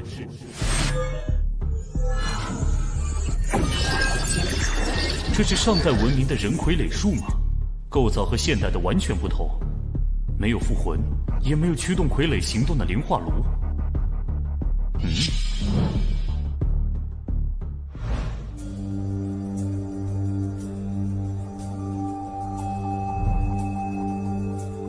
里面的人已经死去许久，居然能做到尸骨无化，这柜子可是有着比玄冰棺还要厉害的功能吧？啊！竹子、连生，你们来了。铃兰姐姐，铃兰姐姐，我们找老爸来帮你了。太谢谢你们了。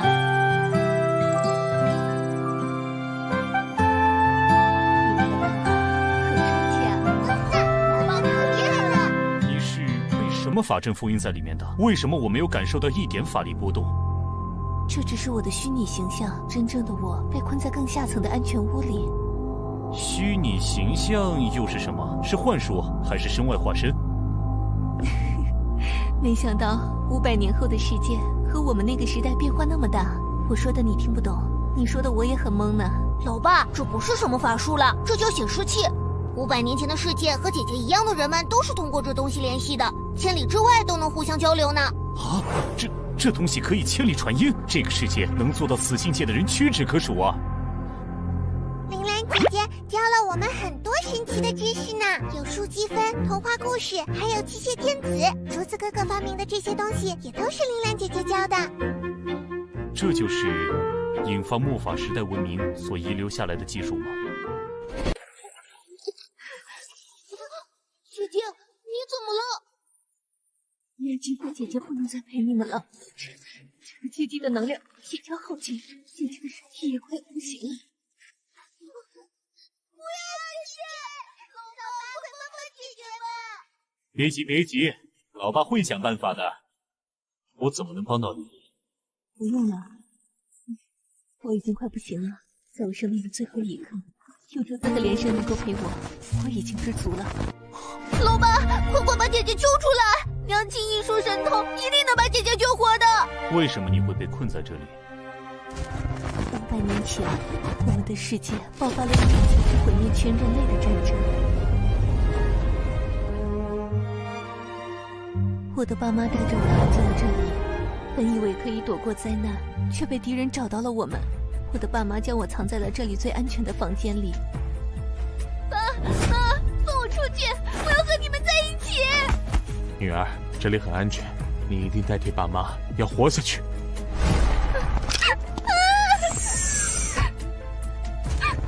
就好像做了一个很长很长的梦，不知道过了多久，我醒了过来，爸妈却已经不在人世了，没有人能够放我出来了。我唯一遗憾的就是不能和爸妈躺在一起。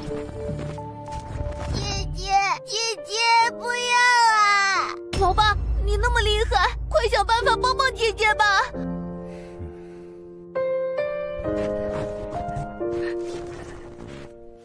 好啊，老爸也想见识见识500年前的技术呢，带我去吧。老爸，快来！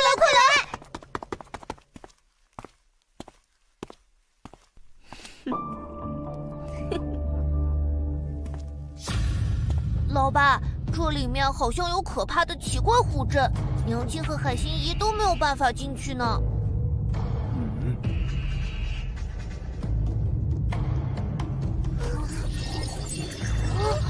你们先出去等着，待为父来破阵。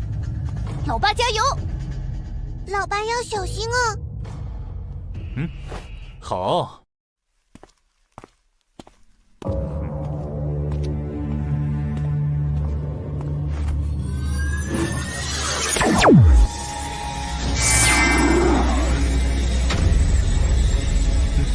金刚法界。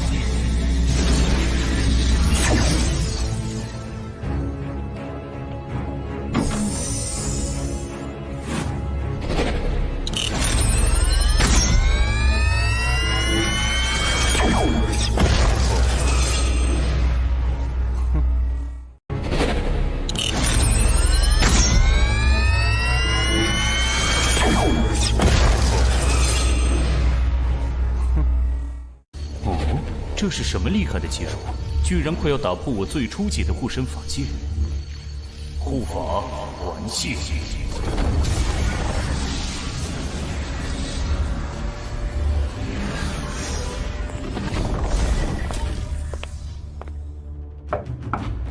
此门的材料世间罕见，坚硬无比。若是一拳轰开，恐怕里面的人也会受到影响。那就这么办吧。嘿！神力蹒跚！连胜，快看看里面怎么了？老爸和铃兰姐姐没事吧？里面一团乱光，我什么都看不到。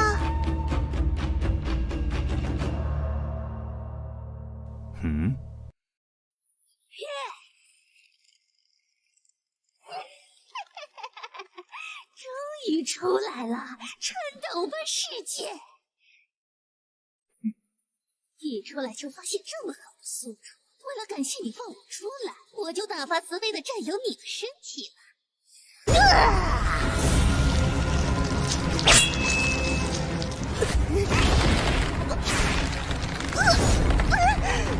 这是什么？快放开老子！果真有古怪。早就看你不对劲了，你以为你编了一个天衣无缝的故事吗？满是破绽罢了。你说什么？第一，这里的神秘结界并不是防止外敌入侵的，相反是为了防止里面的人出来。其次，你那个充满爱的故事里，休眠舱内的2人，其中那个母亲受的并不是致命伤，她完全有能力先将你放出来。那你干嘛还放我出来？因为本尊天下无敌，不惧任何阴谋诡计，还有本尊孩子对你所塑造的那个铃兰姐姐的喜欢，本尊不希望让孩子们失望。那么他们恐怕是要失望了呢。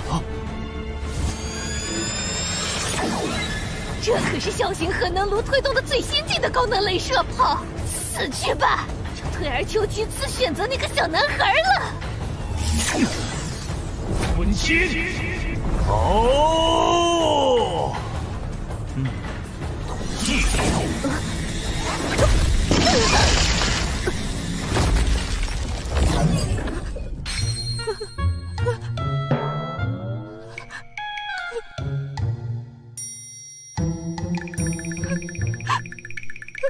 你我素不相识，你欲夺我性命，我消灭你也无可厚非吧。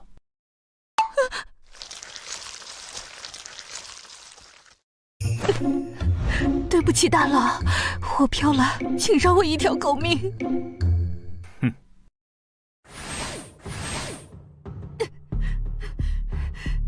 谢谢大佬不杀之恩。哼！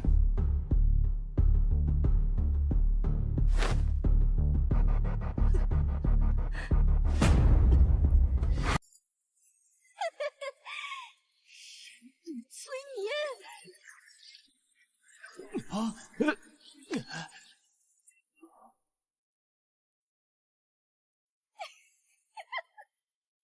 这可是几千年前的智慧苦肉计，人类在精神上果然还是没什么进步。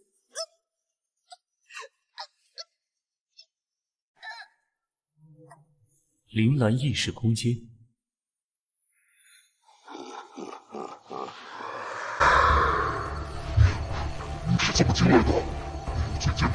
辅助，怎么可能有人进入这潜意识空间呢？哼，你惹错人了。法涛惊鸿。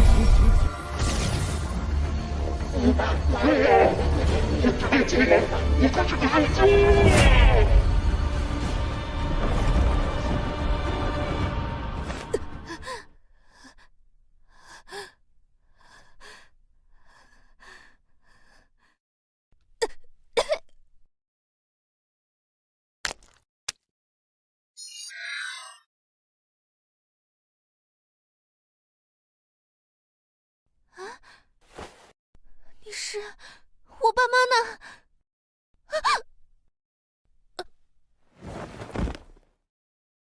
嗯。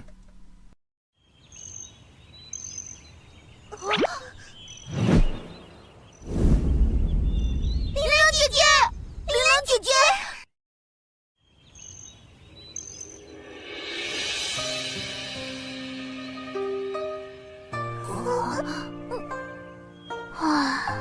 怎么了？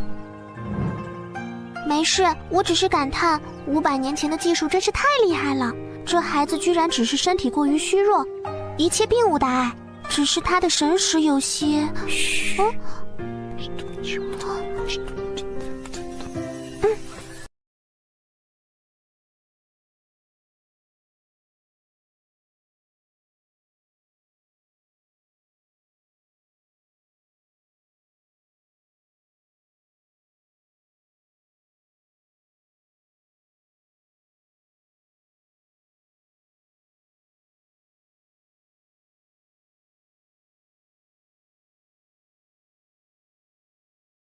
已经有了发现。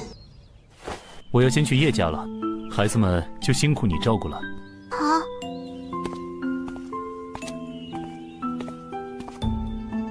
竹子的喜好，我们做父母的一定要支持。我听你的，峰哥。帮我和孩子们说声再见，我会常来看他们的。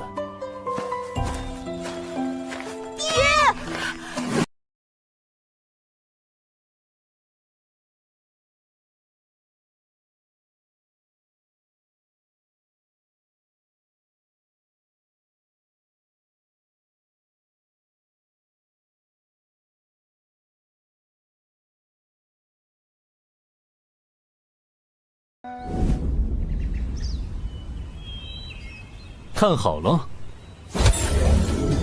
翻山倒海，东海水来。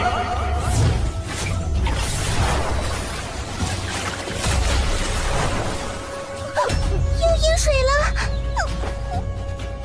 别怕，你们抬头看看。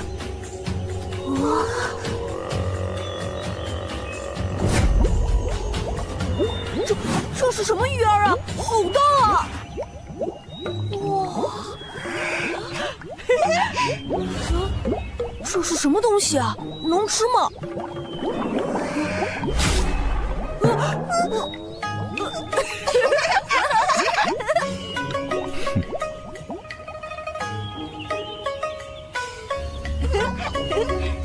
再见。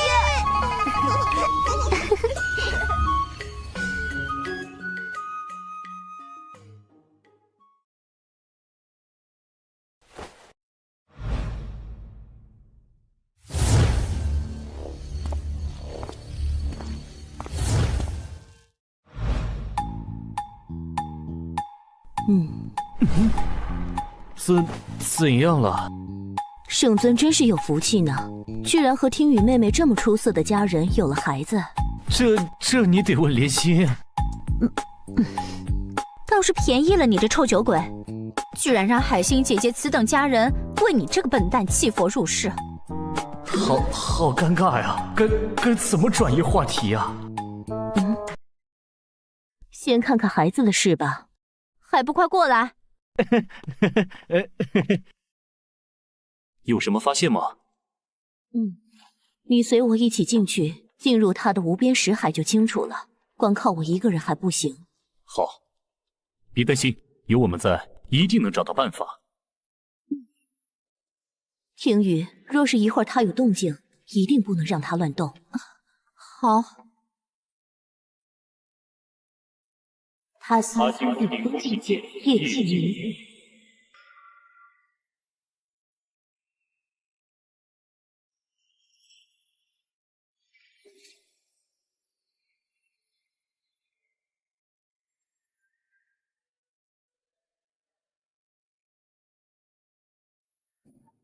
下去吧。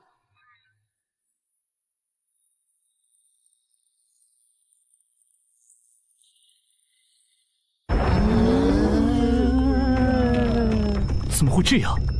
一般人的心海之中所藏人之一切过往，明净多彩或阴暗肃杀。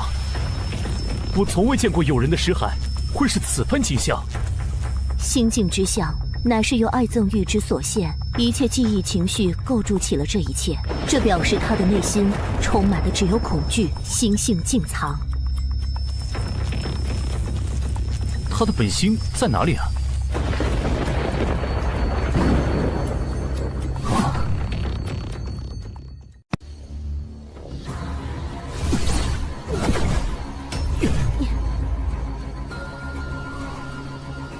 可以放开我了。刚才是怎么回事啊？这大概就是他内心强烈的渴望保护的愿望所生成的具象实现，将他牢牢地保护起来的哥哥的心之本相。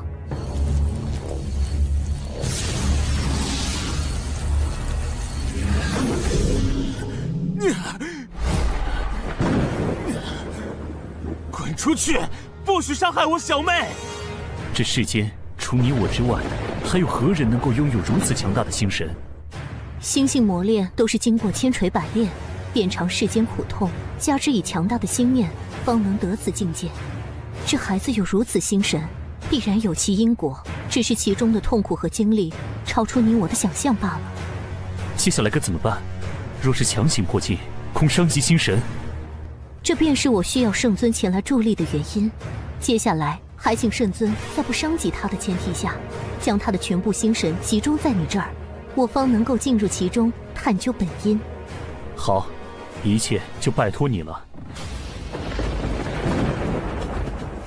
就让我感受一下你保护妹妹的意志吧！快从这里消失，不许伤害小妹！天地法相。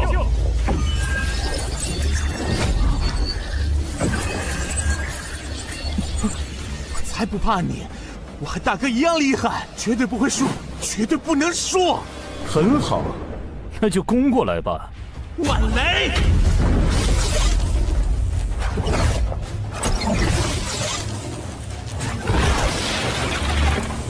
更厉害，会更厉害，是你不听劝告的。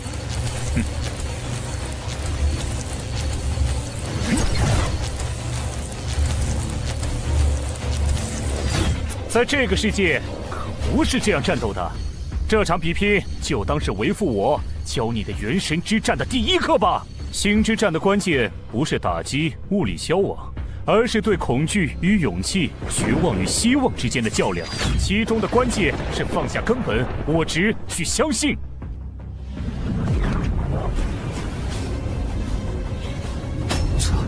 这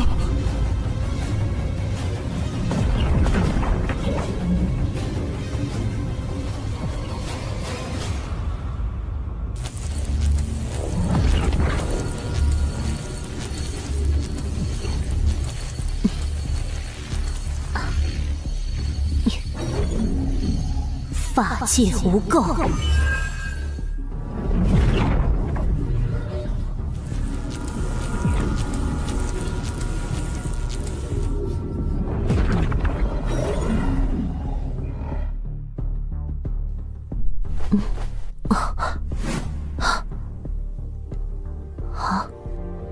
哥哥，妈妈，我好怕，我好怕，救救我，救救我！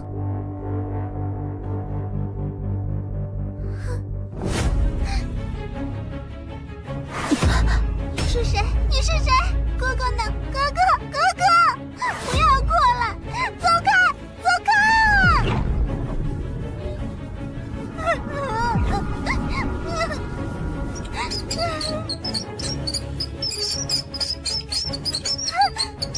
我是好孩子，我是好孩子，为什么咬我？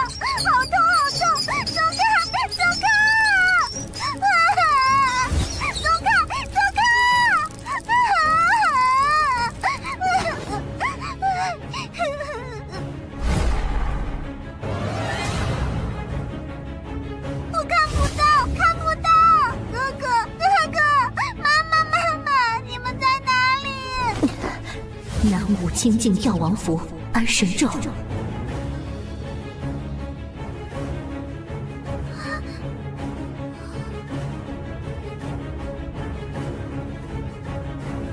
唉，啊，这是。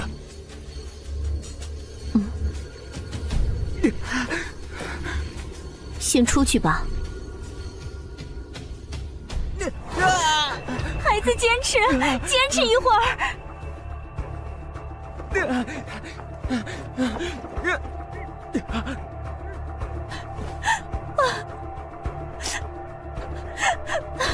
有什么办法吗？你们有什么发现吗？你是孩子的母亲，你该知道发生了什么。他心同剑。我好怕，我好怕！我是好孩子，我是好孩子，为什么咬我？好痛，好痛！走开，走开啊！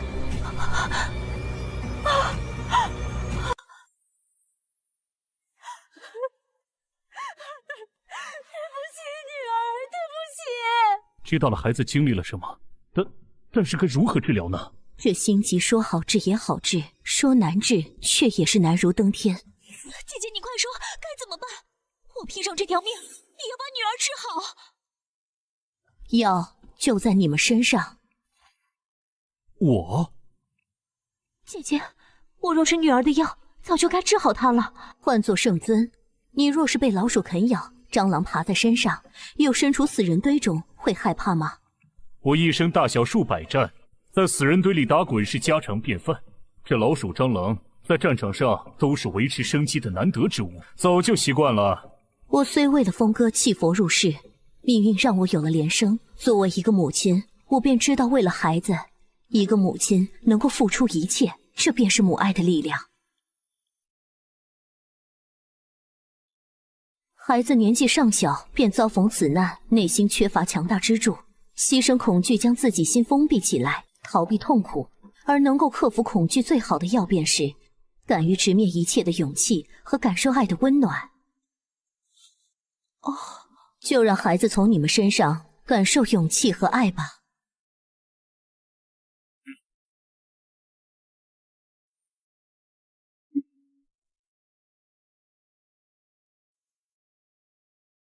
大日如来无量光，遍除一切秽，遍照一切法，般若大解脱法门，月照明空。我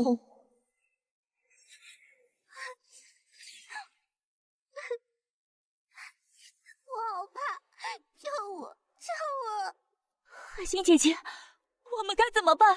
回忆吧，将支撑你们克服了所有绝境下走过来的那些最坚强的信念，完全的展现出来。月照明空，能够让孩子亲身感受到你们所经历的一切苦难与照亮你们的光。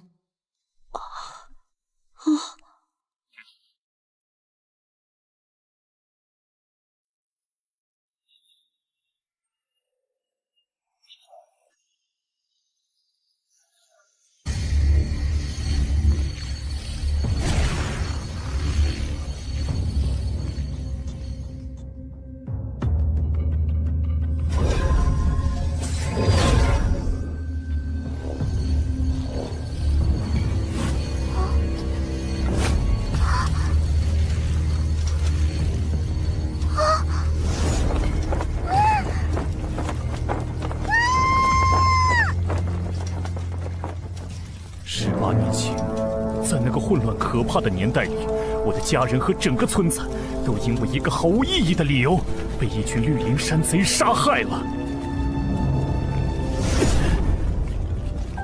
爹娘，小妹，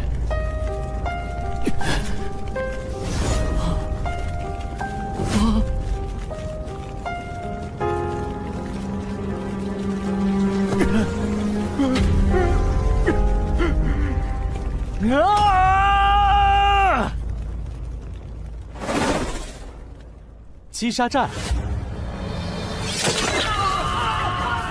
快拦住他！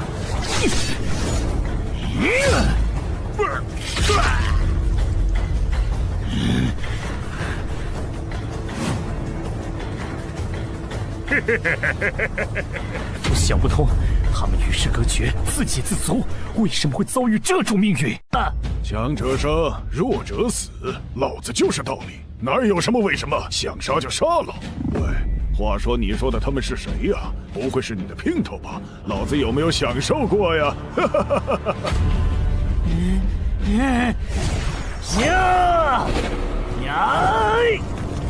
区区练气，给老子留下点伤口的资格都没有！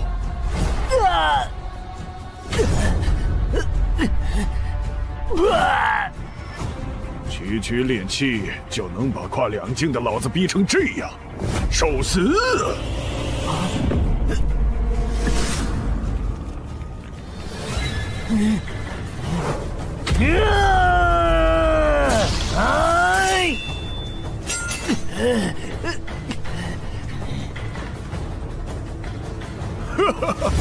你给老子带来不少乐趣嘛！怀着不甘和怨恨去死吧！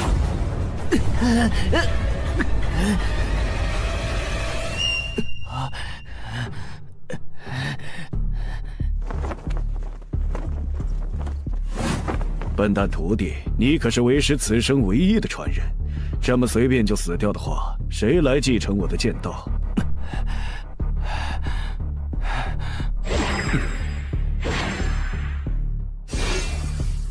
唯有一点，他说的没错，强便是道理。若是想要让整个世界践行你的道理，那便你上无人，你下众生。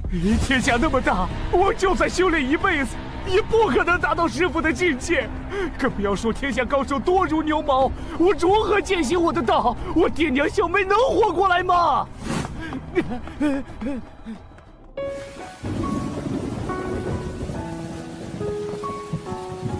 那时的我，绝望、迷茫、痛苦。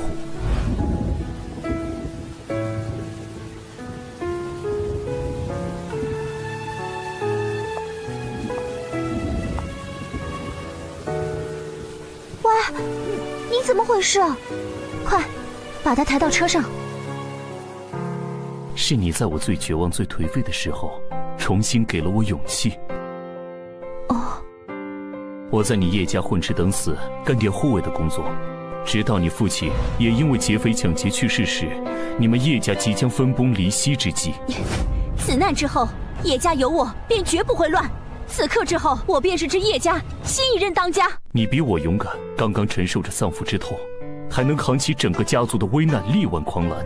是你的坚强给了我勇气，重新面对我的人生。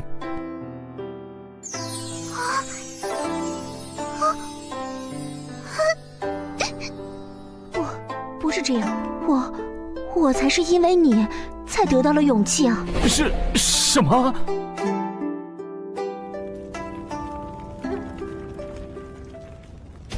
天宇啊，各房族叔伯们都到了，叶家不可一日无主，族长没有儿子，要尽快推举出新的主事啊，不然叶家上下几百号人就完了。快把你父亲的信物交出来！快交出来！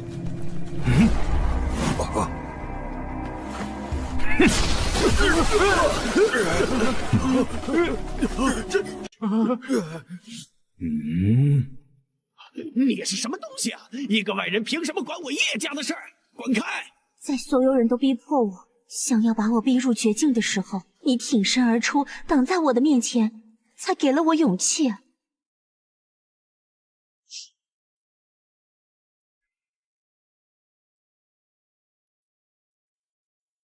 此难之后，叶家有我，便绝不会乱。此刻之后，我便是这叶家新一任当家。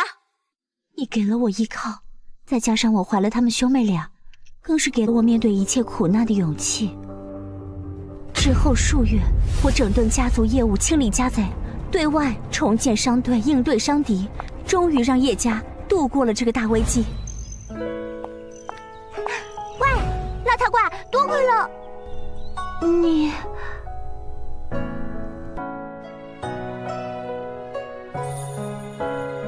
谢谢你，让我再次重新看到了希望。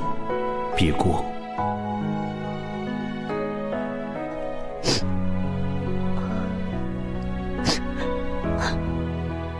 若是周围没有光，那便点亮自己，经历过最深的苦难，寻找到想要守护的东西，勇气就会在人与人之间传承下去，才创造了奇迹。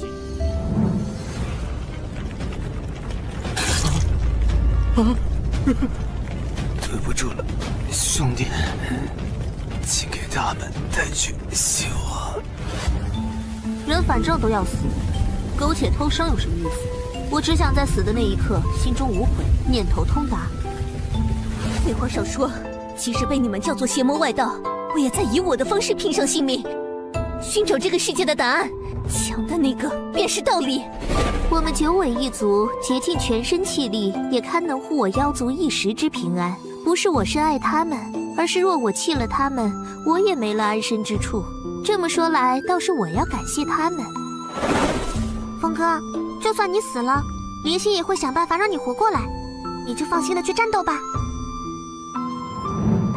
恭喜你，此刻的你无上致敬，此后世界便要行你的道。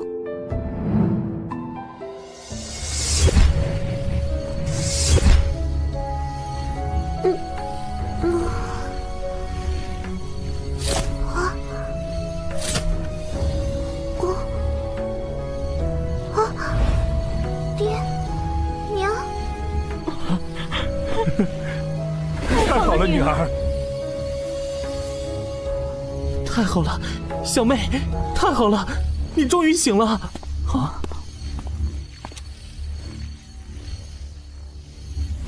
二哥，二哥，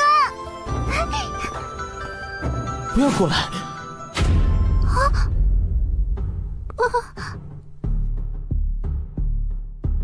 小妹已经醒了，我已经没有了存在的意义。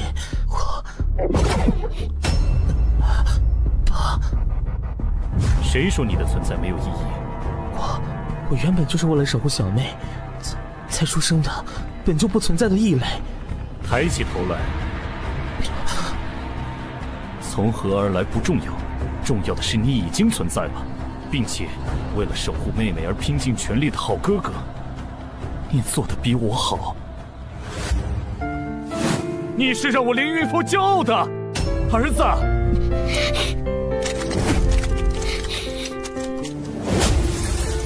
真的吗？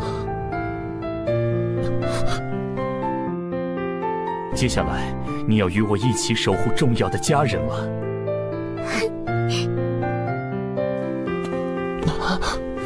还愣着干什么？这个时候怎么变笨了？看不清情况了？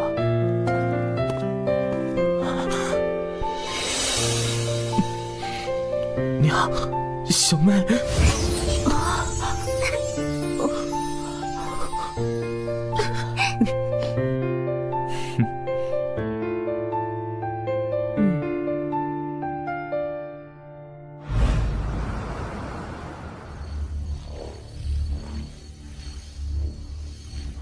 师兄，师兄，什么事居然要你元神出窍来找我？主母好，小姐好。啊？啥？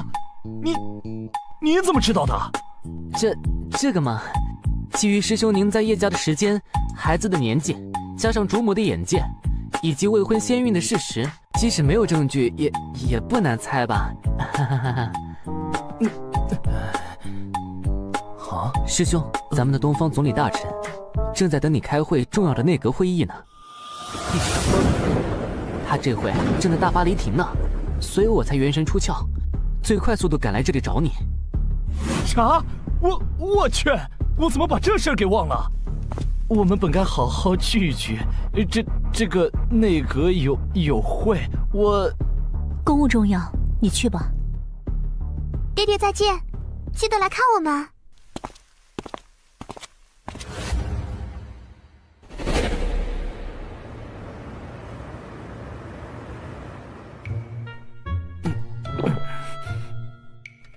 你说他气消了没？怎么可能？他女扮男装和咱们闯荡江湖的时候，那时间强迫症患者的毛病只有更重，没有最重。反正都迟到了，不如干脆就不参加了。反正行政事务也都是他在管的嘛。没错，没错，师兄。那我们走吧。圣尊道：“师兄，您忙，我就先走了。比起得罪您，我更怕得罪他。”嘿，你这个叛徒，回头看我怎么收拾你！神州初定，百废待兴，多少大事需要圣尊决断。不知圣尊这几日跑去了哪里？若不是从叶家发现了圣尊的踪影，还不知要去哪里寻觅。一听到你的召唤，我就立刻赶来了呀，玉叔。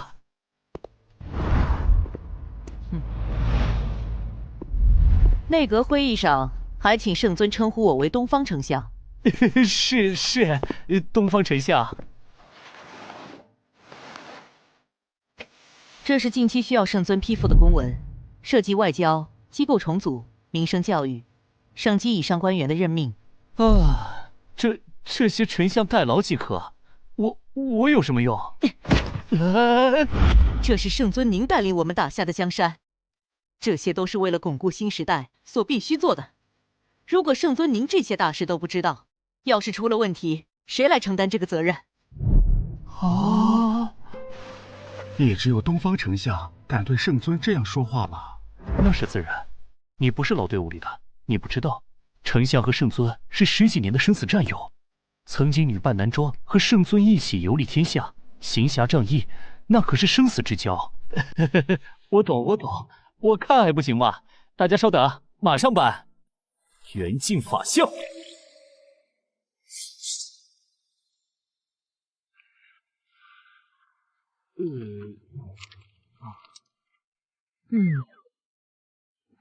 哇，真是叹为观止啊！搞定。圣尊神迹，天下无双。见笑。批完这些文件，本尊才知东方丞相与众位劳苦功高，情形不错。神州的未来就有劳各位国之栋梁了。批完了，接下来干什么啊？今日还有一大事需要圣尊持，万法大会。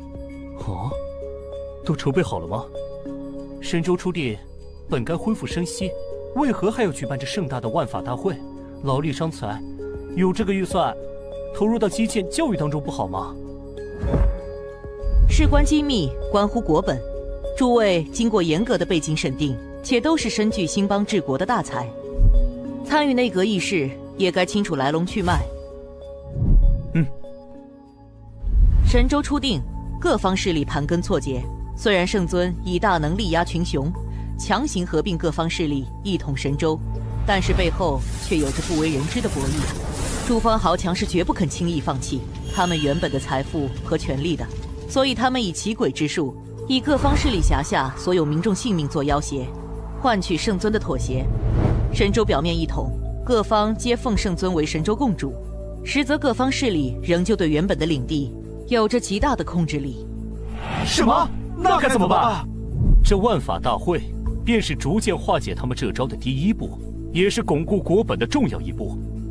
没错，万法大会不分贵贱，广邀天下修真才俊，择优入仕，是为国家选用人才的重要手段。此法是巩固中央权力、分化门阀贵族势力的妙法。不过，如何能够化解那系于天下万民生死的奇诡之术呢？此等奇诡之术有违天道，存人性者谁也不敢轻易使用。此万法大会旨在吸纳他们的新生代，一起共创一个盛世神州，让他们与神州共荣共损，届时此危自解。真乃阳谋，甚妙啊！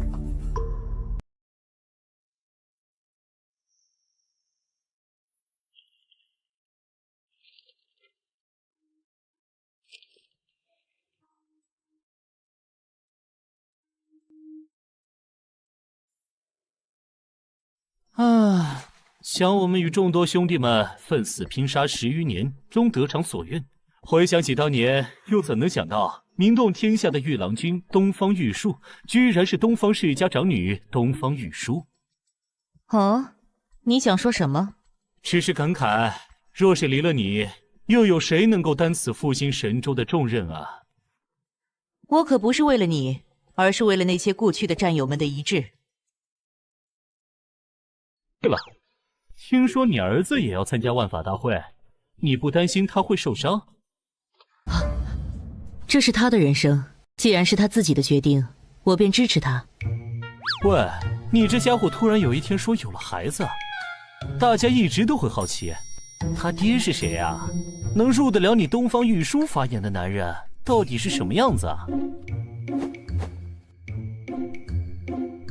如果我说是你呢？什么？啊，你是在开玩笑的吧？你敢开我的玩笑，我就不能开你的玩笑？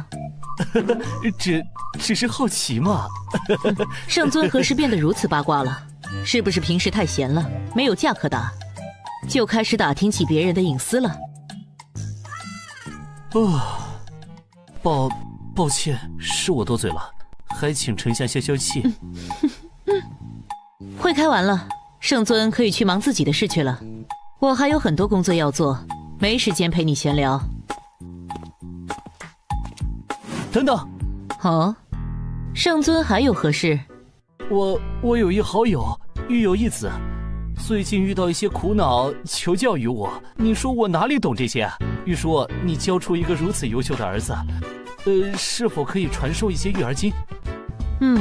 圣尊的好友我大都认得，是哪位啊？可以让他直接来找我啊。此人你并不认识，丞相诸事繁忙，跟我说说即可。哦，好吧，圣尊说说，看看我能帮上什么忙。好，事情是这样的。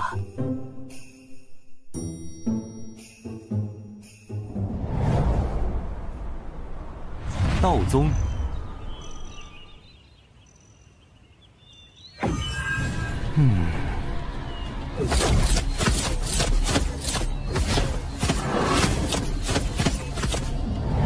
演武场。神州万法大会道宗选拔赛现在开始，有请掌门训示。有请掌门训示。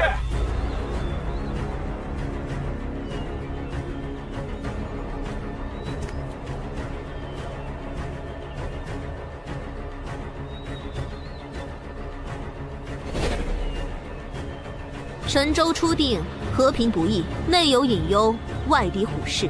我辈修道之人，誓要守我神州太平。守我神州太平！我宣布，万法大会选拔赛现在开始。诺。首先开始预选赛，报名参赛者共计500人，共分32个选区，请到抽签处抽取序号。预选赛采用淘汰赛，最终胜出者参与总决选，进行积分赛。积分最高的8位选手成为道宗代表，参与第1届神州万法大会。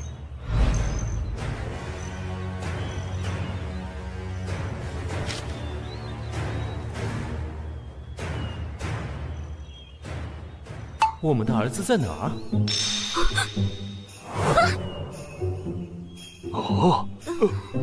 掌门，你怎么了？没什么，大家继续观赛，继续观赛。你怎么来了？也不跟我说一声，害我在众同门面前丢人。我这不是急着赶来和你讨论解决儿子的困境吗？16号场马上要上场了。啊！35号、36号上场。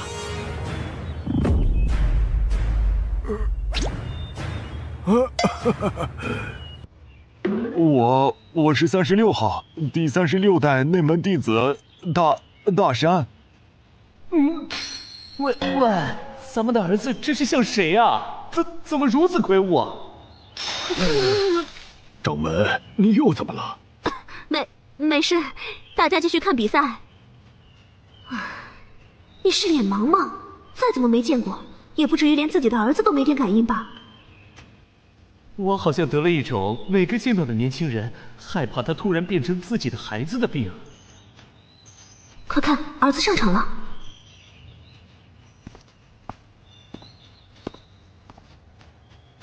千峰，玄机堂36代外门弟子。斗法开始，行礼。哎，36号真倒霉啊！土罗城。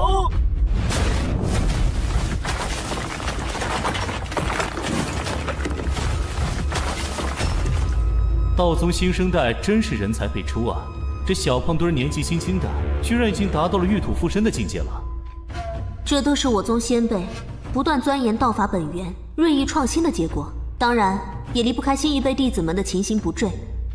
更重要的是，更重要，圣尊，你打下的这个和平的世界，让他们能够活着成长，这便是你我毕生之愿。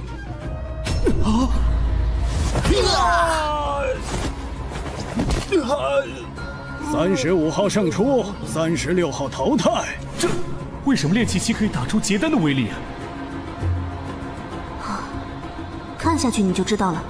如果只是这样，我也不会那么苦恼了。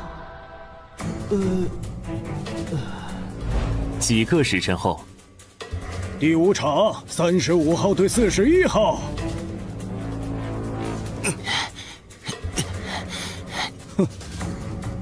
41号真幸运啊！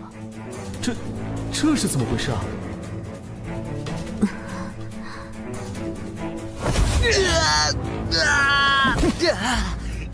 场外41号胜出。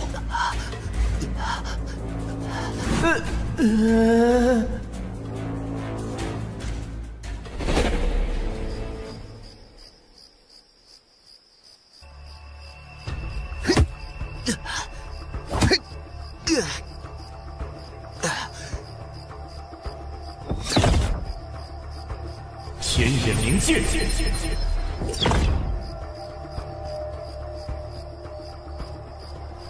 啊！他的丹田和经络怎么？如你所见，他的丹田和经络比常人厚了几倍。要说一般人的丹田和经络如同长臂一般，他的就像是一层厚厚的、极其有韧性的凝胶。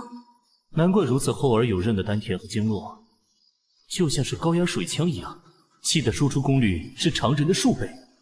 若是达到元婴期，可以自由调动天地能量，这种异常的法力输出，必然能越级吊打化身。可是随之而来的是，因为如此沉厚的丹田和经络无法储存气，就无法凝聚足够可以筑基的气。别说元婴了，此生无望筑基。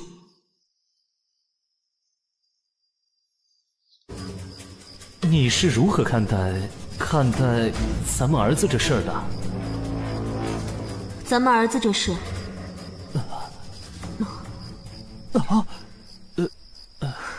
想我堂堂道宗掌门，统帅道宗2万子弟，运筹帷幄，游刃有余，唯独对着儿子的事一筹莫展。道宗宗主儿子的身份，让他承受了所有人的目光，也承受着远超同龄人的恶意和压力。背地里大家都叫他一秒天才。一秒天才，宗主失尺，梦幻凡人。但是他却从来没有在人前表现出愤怒、失落的情绪。只有我这个做娘亲的知道，每当他痛苦难受的时候，他就会到这里拼命的练功，精疲力尽。小时候他难受了会来找我诉苦，受伤了会来找我抱抱，有什么心里话都会找我说。可是最近这2年，他的话越来越少，问他什么都只是摇头。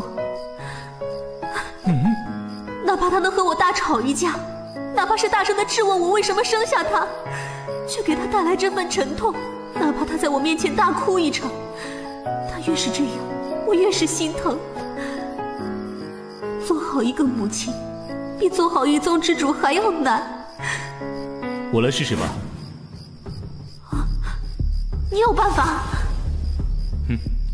先让我和儿子来一场男人之间的对话吧。你想干什么？还童奇术。哼，一会儿无论发生什么都别出来。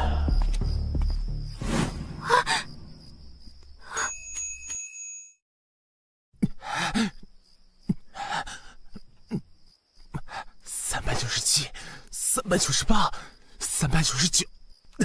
堂堂道宗子弟，不习炼气筑基之法，却躲在这里走炼体强骨这等无用之徒，道宗是没人才了吗？你是谁？胆敢擅闯道宗后山？听说道宗收徒都是天下英才，资质超凡之辈。本少神功出城，别想来此探探深浅，打几个真传弟子玩玩。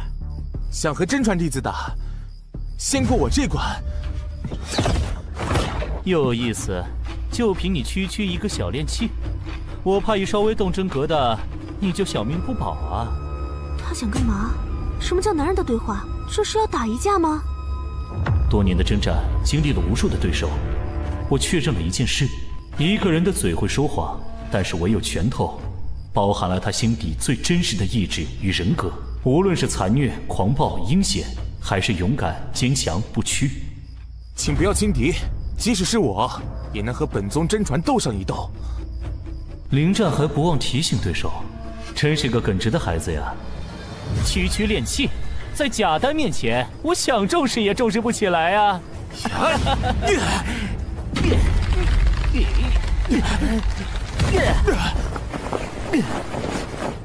哦，有点意思啊！这可不是一般炼气，这份越级的杀伤力是……哦。对了，师尊曾说过，有一种很稀少的体质，元婴界能吊打化神，却永远也无法筑基的让人绝望的体质，叫什么呀？哦，对了，重阴废体。对，重阴废体。你不会那么幸运中了这个大奖吧？你一定很恨你爹娘为什么要生你出来，还给了你这种体质吧？哦。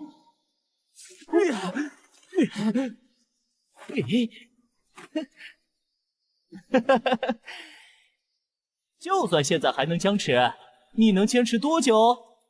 坚持到底，这是我最后的尊严。那就来吧。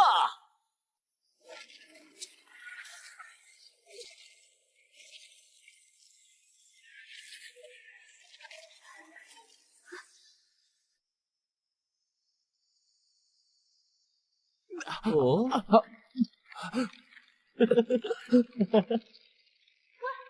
想干什么？决此修行，向此而生。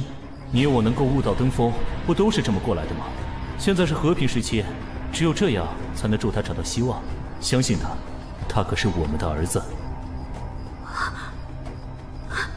还不错嘛，让本少找到些乐子。给你个机会，叫本少一声爷爷，就饶你一条小命。我爹娘的儿子，只有站着死，绝不跪着生。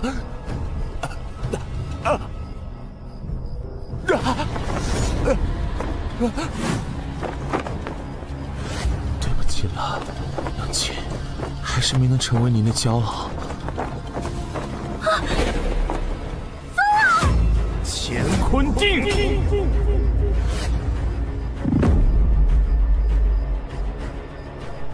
唉，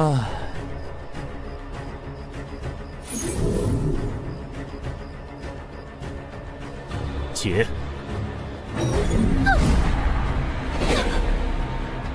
你混蛋！你对儿子干了什么？放开我！放开我！站定，站定！你看看啊！我怎么带？爹！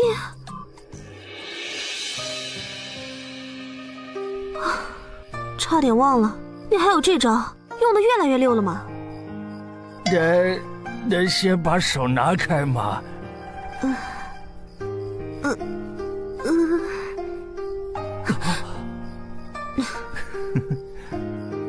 片刻之后，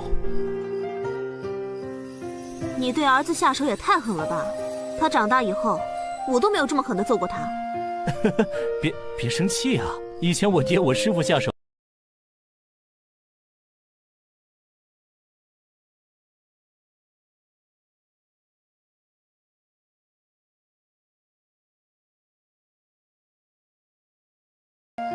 向死而生，向死而生，说的简单，我能对自己狠心，对儿子却……可怜天下慈母心啊！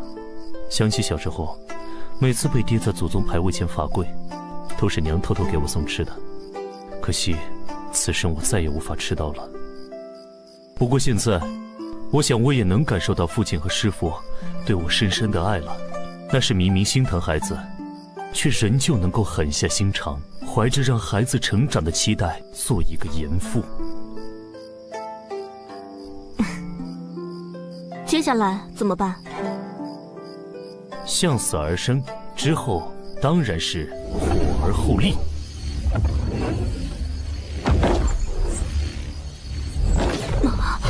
玉蜻蜓上法，子府洞天，开！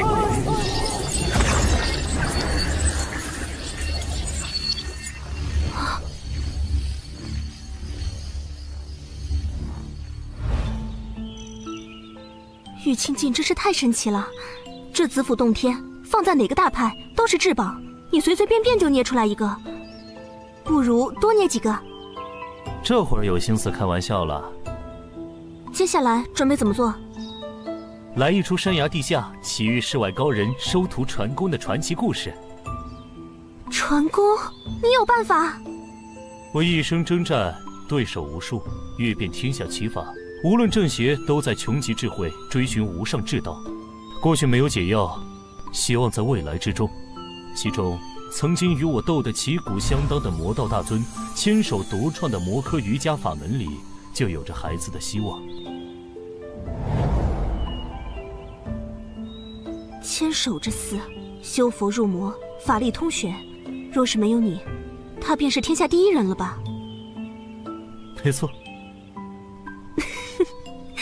坠崖之后奇遇高人，你是怎么想出这种脑洞大开的点子的？是我一个既当爹又当娘的朋友用在他儿子身上的法子，效果很不错。喂，一会儿你可别再出来添乱了。知道了，我会克制的，但是我要在一旁看着。随你。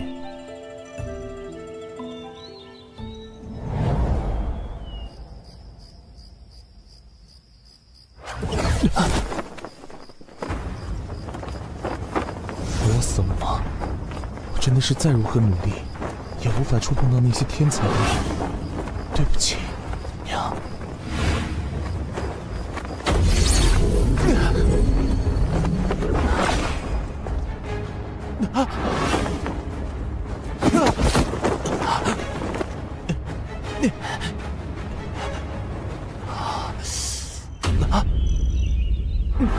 这是什么地方？我刚才明明……这才几百年，道宗这一辈已经如此无能了，居然被一个区区外来小子打得毫无还手之力。道宗将倾啊！演戏就演戏，干嘛说道宗将倾？入戏了，入戏了。哎，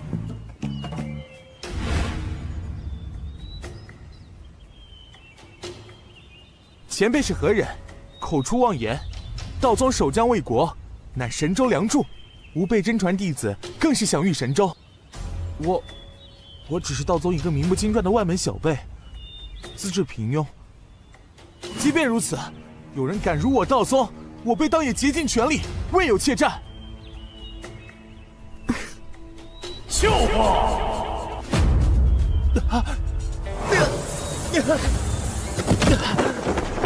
老夫观你天生混元霸体，与老夫一样的超绝资质，本该纵横天下，傲视无双，到哪里都会被当成宝一样，又怎会是区区外门弟子？当代道宗掌门都瞎了眼吗？你行你的法子，干嘛还骂我？松手松手，又入戏了。前辈到底是何人？休要口出妄言。我道宗此代掌教，与我爹随圣尊一道，拼上性命，才打下如今太平天下。他和我爹是顶天立地的大英雄，我爹更是为了这个新时代牺牲了性命。你不许侮辱我，掌教大人。原来儿子不是讨厌我吗？区区掌教算什么？就算掌教的掌教，见了老夫也得磕头跪拜，喊老夫一声太师叔。这些晚辈，老夫想骂就骂，想批评就批评。你是为了帮儿子，还是为了埋汰我？太师叔，你演得很过瘾啊！别急呀，这是布局，布局。首先得让他相信我，快给我点道宗前辈的信物啊！能。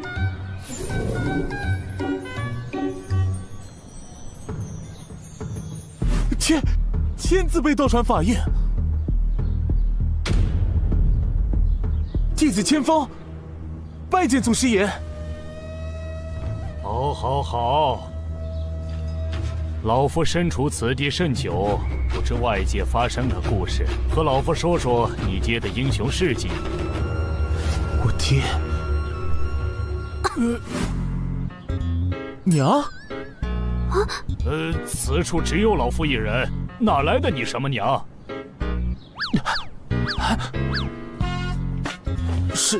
是我失言了。喂，你干什么？这个问题和让他信你有什么关系啊？既然把我说死了，我这个牺牲的爹当然要知道一下原委了。武尘绝界。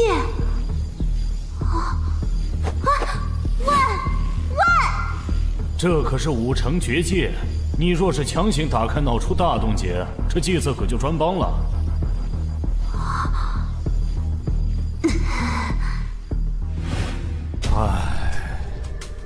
说说吧。我爹是个大英雄，我娘深爱的男子汉。祖师爷，你怎么了？没事，你继续说。15年前，我爹遭遇魔门卑鄙之徒的暗算，身中奇毒，误入我娘修炼之所。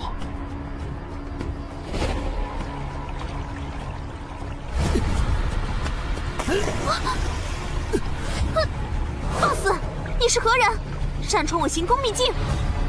苍海渊，没想到你修为这么深。中了奇毒仙人罪，还能跑到这里找救兵，我们就一起死吧！凌空剑气！虽然我爹误入娘亲修炼禁地，他很弱，但是娘亲本着救助江湖同道的心，为父亲解毒。我爹修仙资质超群，娘亲惜才，也传授了他很多道宗玄门正法，两人因此结缘，才有了我。千帆雪啊，我真是小瞧你了。凌云峰对沧海渊，烈阳伞变仙人罪，我中毒你救我，能将你我的事情叙述得如此颠倒黑白，又波澜迭起，你当什么道宗掌门啊？不去写书岂不是可惜了？不然呢？为了让孩子能够积极的成长，我不得给他编一个好父亲的形象啊！后来，爹娘为了神州一统，还天下一个太平的宏运，随着圣尊一起四处征战。娘说，在我刚出生不久的一场战役中，爹为了护娘周全，牺牲了自己。娘说，爹对我唯一的希望，就是我能成为一个顶天立地的男子汉。只是我一身体质低劣，再怎么努力，终生筑基无望。无论我再怎么努力，却始终没有突破，给爹娘丢人了。前辈说的什么混元霸体，世间从未听闻，莫要再给我希望，最后又变成失望。是我给他的压力太大了吗？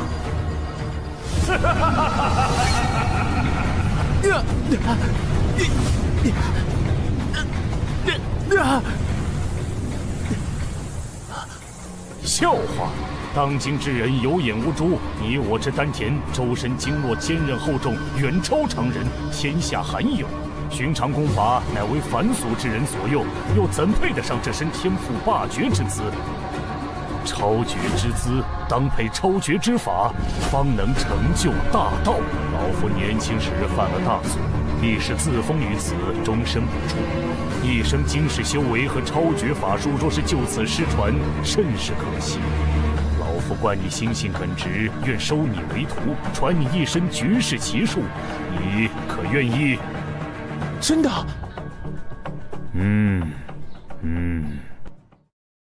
怎么样，孩子就这么落入圈套了吧？以前只知道你打架厉害，没想到你还有这种演技。本尊面对的敌人不仅武力超群，智谋也是绝顶。若是没脑子，怎能突出重围？不行！为什么？若是我拜了前辈为师，在道宗的辈分岂不是乱了？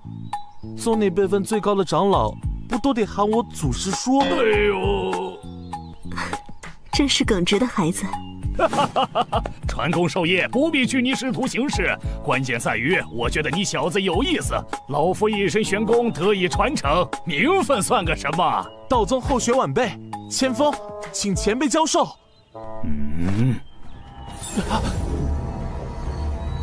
这就开始吧。前辈，我该做些什么？方法要说简单，可说是简单到了极致；但要是说难，又难如登天，也许会要了你的小命。你敢吗？喂，你可没告诉我会有生命危险。我明白你的意思。作为师傅，希望收到值得托付的弟子，而作为父母，却又担心孩子的安全。但是你我能成长至今，哪个不是经历生死考验？我们打下这个和平的天下，不就是为了让子孙后代们不用再面对这些吗？天下的和平由我们开创，但是未来需要他们这年轻一辈来守护。这……放心吧，我会一直在旁边看着的。真有危险，我也会干预。但是，从小到大，你我有听过父母的苦口婆心吗？我想把选择权交给咱们的儿子，他的人生他做主。晚辈恳请前辈传功。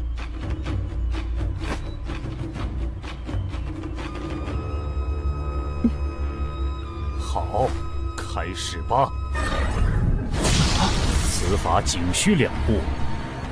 2步？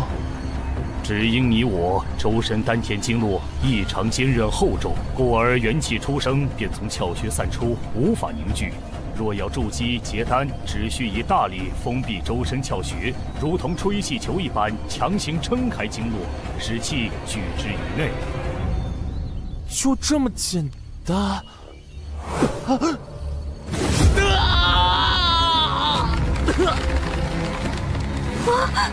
看着孩子最关键的成长，也是做父母的责任，一定要忍住。若现身，让他意志散乱，前功尽弃。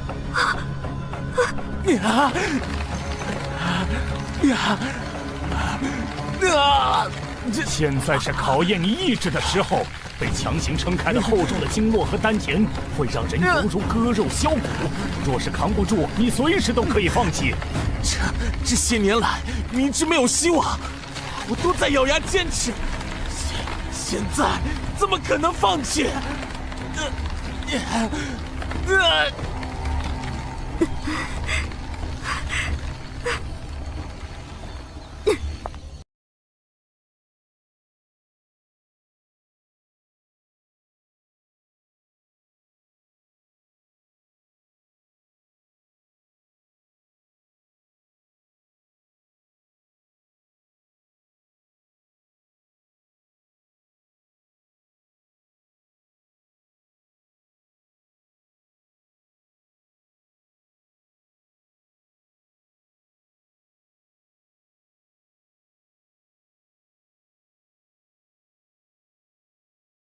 我饶不了你！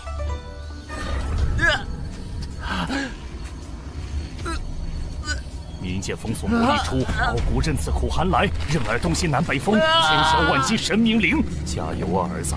虽然这是你我第一次以这种方式相见，我却从你身上看到了我年少时的倔强。本尊，爹会陪着你走下去的。2天后。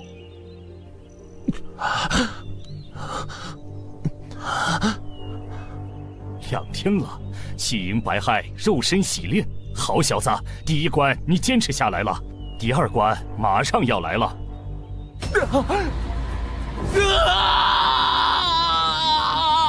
来了，第2关心魔劫。由于丹田经络极其厚重，压力极大，气冲百骸之后，会在一瞬间从炼气到筑基，乃至结成金丹。期间心魔乱象丛生，会远超过常人修士。若是意志不够坚定，就会神智溃散。加油啊，孩子！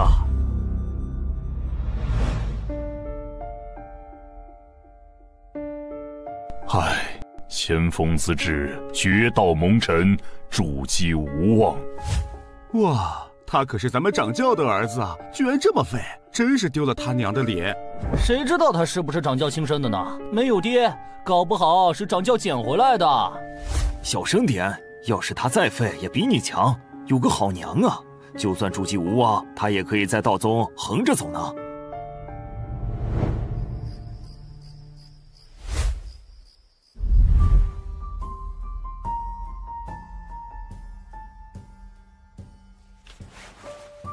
唉，孩子，这里的经卷老夫都背得下来，没有你的希望。唉。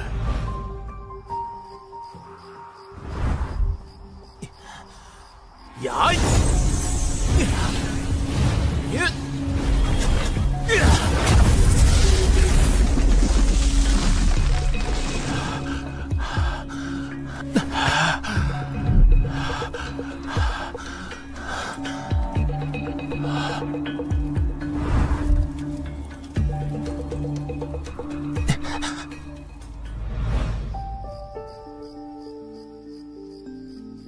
娘，我找到办法了。风儿，你近日都在干些什么？娘，他们不是说我的丹田和经络存不下多少气吗？但是，我只要将唯一的一点气聚集起来，威力超级强大。风儿，你别急，此法只能出战，不能持久。临阵对敌，若是一击不中，便是绝境。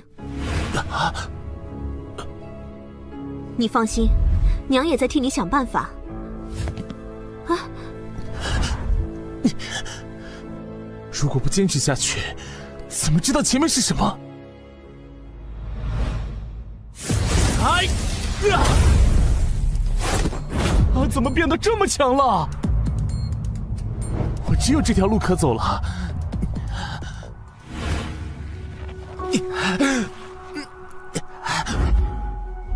区区小技，只要躲过第1击，你便是砧板上的鱼。只有这条路可走了，没有其他希望了。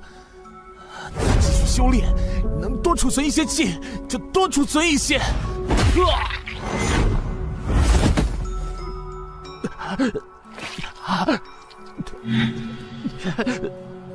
你怎么这么执着？做个废人不好吗？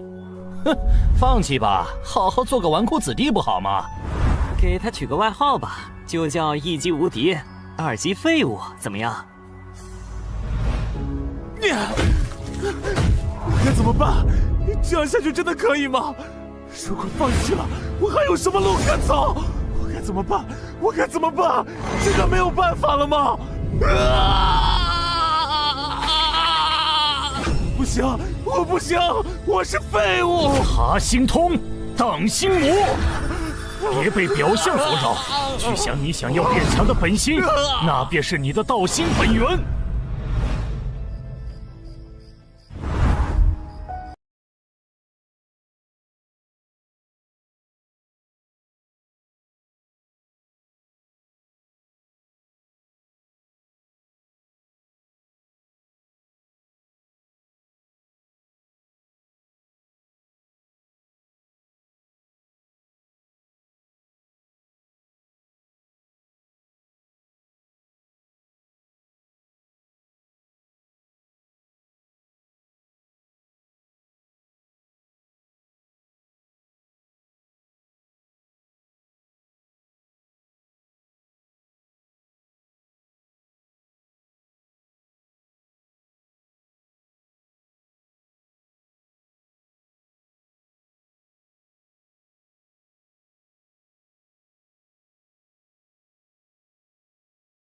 强呢，不是为了让周围的人看不起我，不是争强好胜，我只想和爹爹一样，将来能够守护娘亲，守护我最重视的人呢？其他人的嘲笑与我有什么关系呢？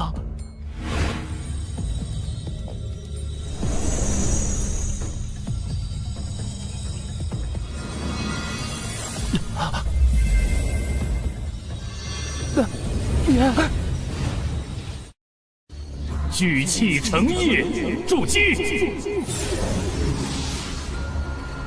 凝精化固，金丹乃成。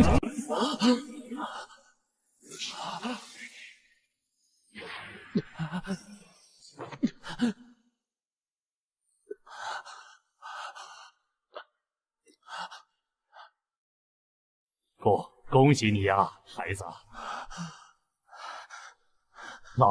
老子的传人要让这天下为你震动。前辈，千峰修行不为功名，不求名扬天下，只求无愧于心。哈哈哈哈哈！好孩子，那便行你的道。前辈，你怎么了？不打紧，不打紧。老夫寿元将近。能得了你这个传人，也算欣慰。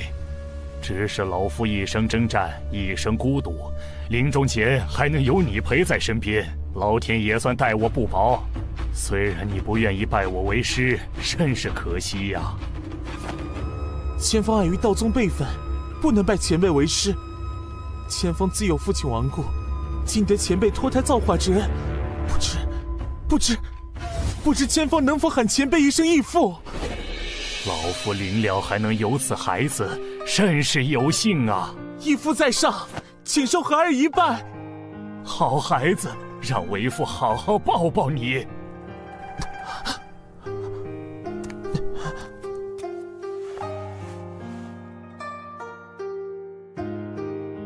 没想到啊，居然是以这种方式和儿子相处，但是这感觉真好。要给离别加点特效才行，遁法万鸟飞絮。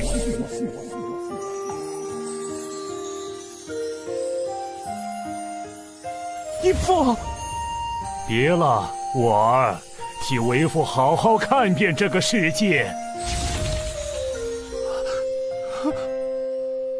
义父。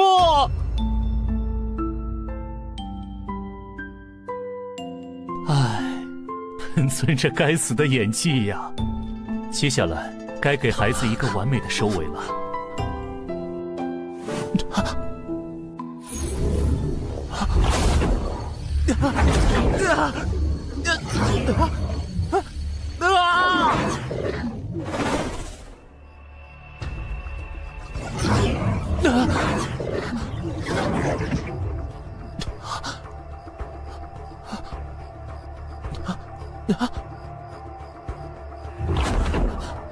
义父，您的大恩，孩儿永世不忘。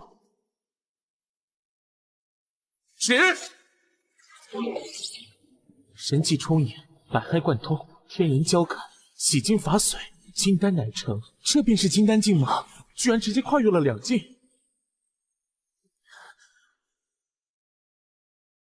起！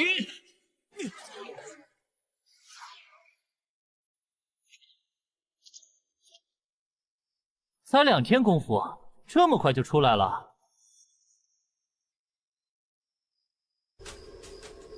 多亏了兄弟，让千峰得到了最宝贵的东西。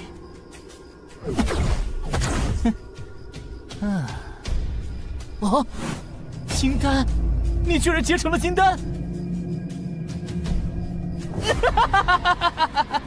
难怪你会说宝贵，这真是捡了大漏了。你到底是有什么奇遇啊？本少可真是没有白等啊！眼里只有境界和实力的你，是不会理解我视为最宝贵的东西是什么的。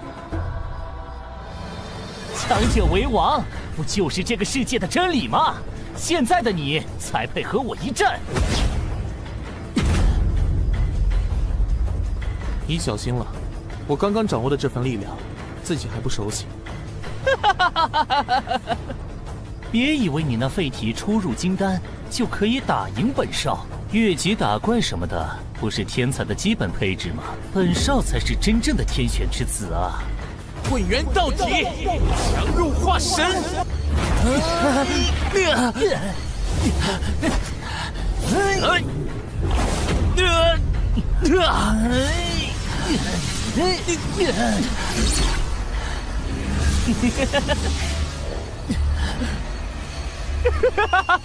痛快，再来！来！通过让体验释放极限的战斗，就能让他更好地控制自己的力量，避免今后力量失控造成不可挽回的事情。你就尽情感悟吧，儿子。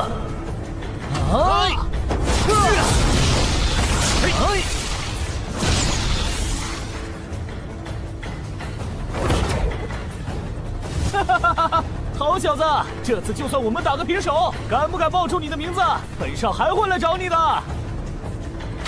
道宗弟子，前锋随时恭候。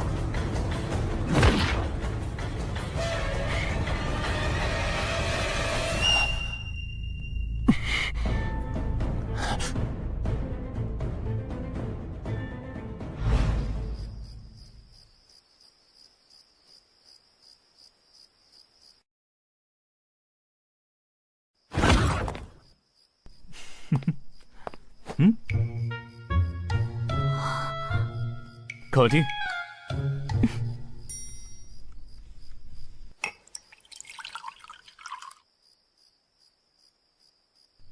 谢谢。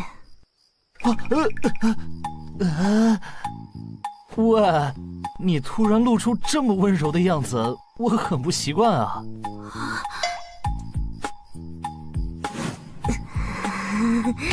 哇，为了感谢你，人家低声下气的跟你道歉，已经很羞耻了。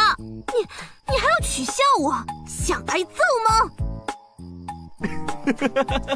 这才像你嘛，天下第一男人婆千帆雪的风格。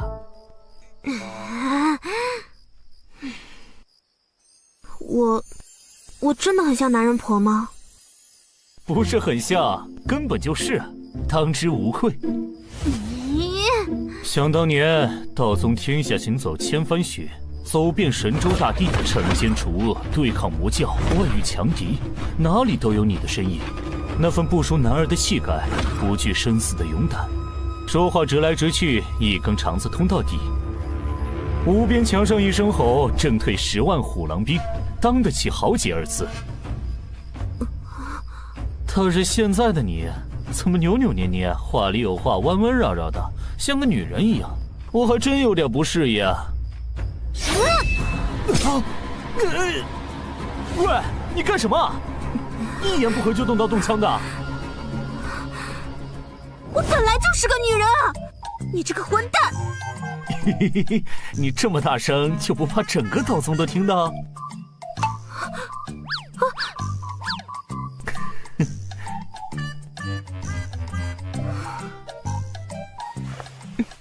对不起。喂，你这整晚的都在干嘛？有话直说呀，干嘛突然跟我道歉啊？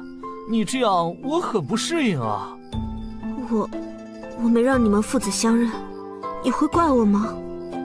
哼，我还以为你想说什么呢。就这事儿，这难道不重要吗？当然重要，但是我能理解你作为母亲的苦心，换做我，也许会和你一样。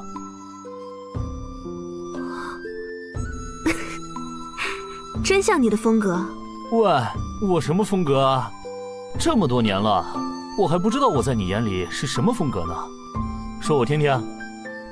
有眼无珠，神经大条的笨蛋。啊！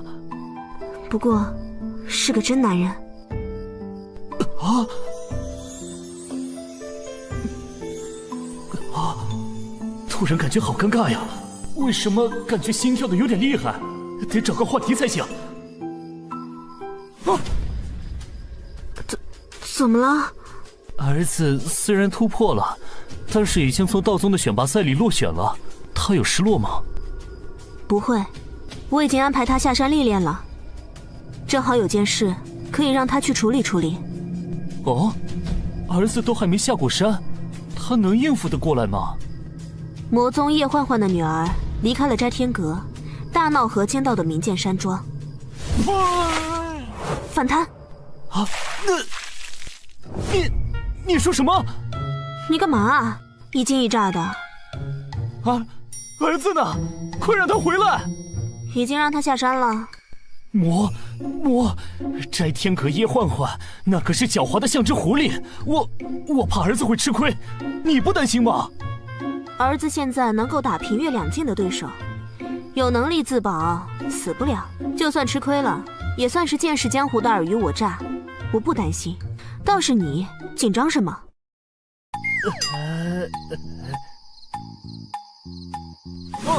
对了，儿子的事情解决了，我要回去看看万法大会的筹备情况了。我先走了。你，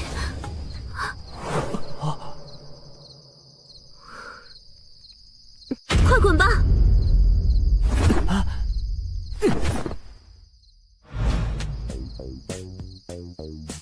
我去！怎么会发生这么狗血的事情？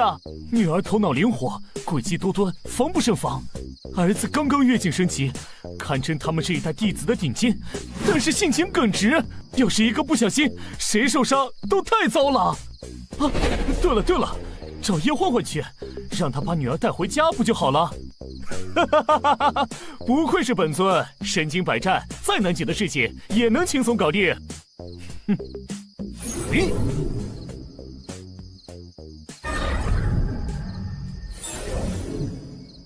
叶焕焕，快给本尊出来！啊，这才多久啊？圣尊又来找宗祖调情了。嘘，低调点，这是秘密。唉，刚走一个小魔星，又来一个大煞星。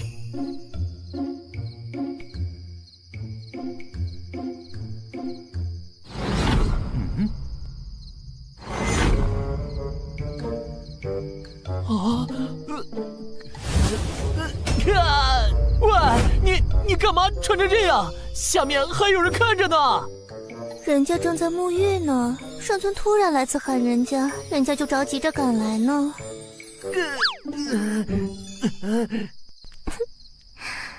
这才分别几日，圣尊怎么又来找人家了？快进去，先把衣服换好再说话。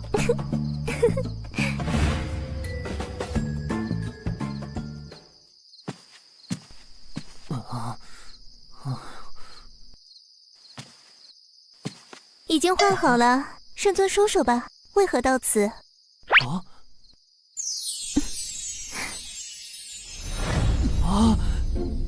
以你这狡猾的智慧，怎会猜不到？人家又不是圣尊肚子里的蛔虫，也不善他心通，怎么可能知道呢？女儿是女儿的事啊，你怎么会不知道？啊，玲珑怎么了？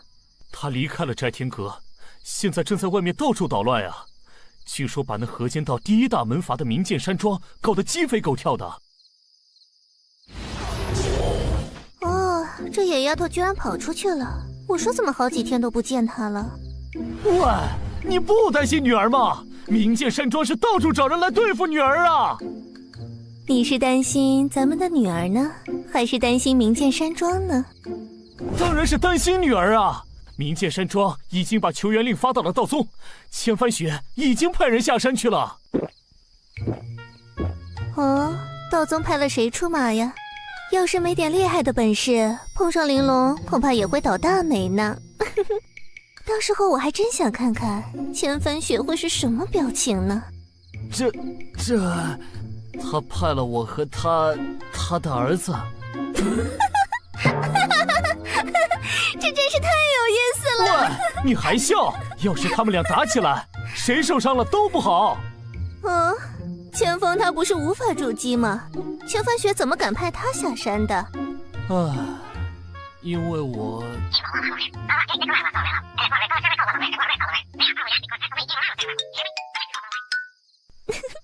有了你这个天下最强的圣尊当老爹，你的孩子就像是天生带挂，抽到了一手王炸呀！喂，你怎么还笑得出来？他现在根基抽过，也能和元阴镜战个有来有回，你就不担心我们的女儿会受伤吗？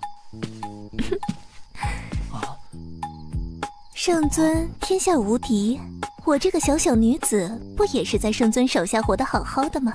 咱们女儿的手段和智慧可是连我都自愧不如呢。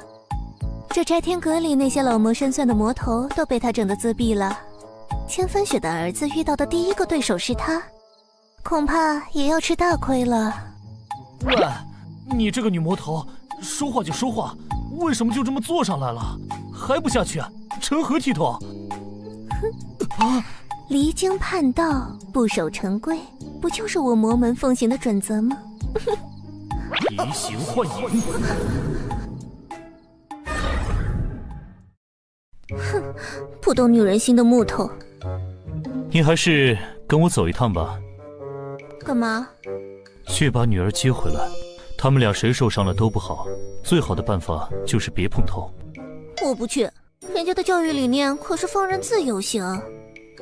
喂，少来这套少女撒娇，你也不小了，而且我可不是和你商量，必须走。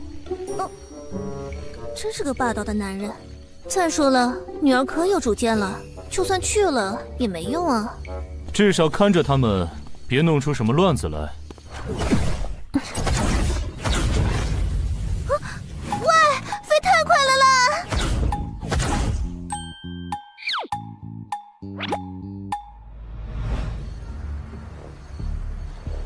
到了。天剑山庄是江南一带根源深厚的修真世家，可以追溯到400年前五龙争珠的时候，一直保持中立，对外也非常低调。我们至今也没有探明他们的底细，他们背后的势力还未出手，便求助道宗等派前来援助，背后也有不少疑点。啊，我们快去！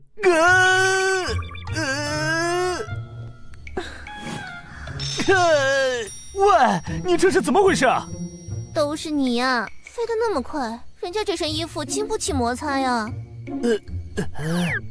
反正都出来了，先陪我去买身衣服。这扬州府的衣服可是出了名的。喂，别箍着我的手啊！还有，买快点啊，搞不好2个孩子就快碰头了。知道了，知道了，衣服的钱得你掏哦。省着点啊！神州百废待兴，到处都是用钱的地方，就算是我也很节约的。知道了，不过你得帮我挑哦。真是个没情趣的男人，难怪单身到现在。我只是一直忙着战斗，一统神州之后，又要忙着安定这个国家，没时间考虑自己的事而已啊。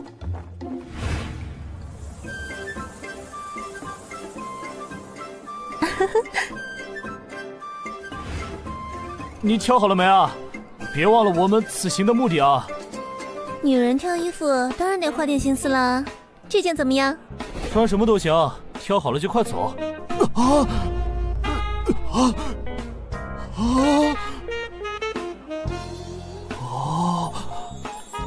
喂，到底好不好看啊？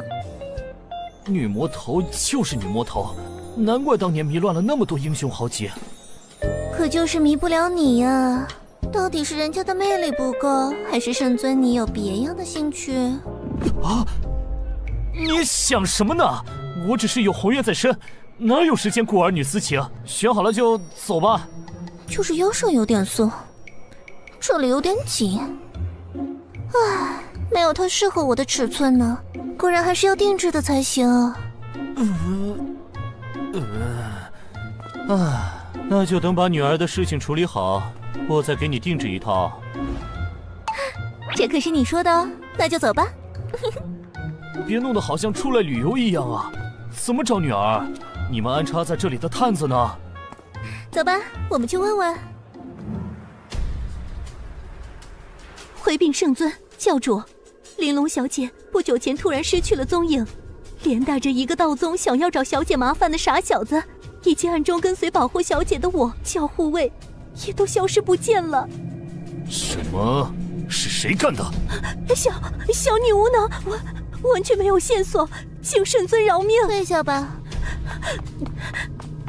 女儿那么机灵的人，还有我儿目前的修为，能够让他们这么悄无声息的失踪，背后的人不简单啊！你怎么那么淡定啊？我有什么好担心的？一来我相信我们的女儿，她可不是个会落入别人陷阱的人；也许是他自己为了什么目的设计让对手抓住了他。二来嘛，这不是有你这个天下无敌的圣尊吗？找人这点小事还不是手到擒来？对啊，突然当了父亲，紧张的差点道行不稳，真是关心则乱啊！看我的，我马上找，六感全开，全知法界。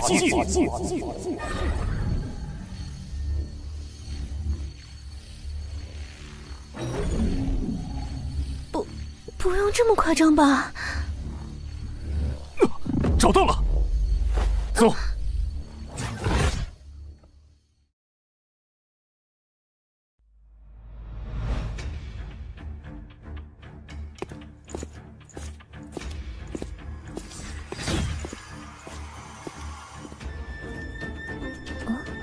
人在哪儿呢？下面。有密劳的家族就没有什么好人，自诩正道，却总是干些见不得人的事情，才是真魔啊！那就探探他们的底子，走吧。你想怎么进去？当然是直接从这里下去。欲清其法，万物流透。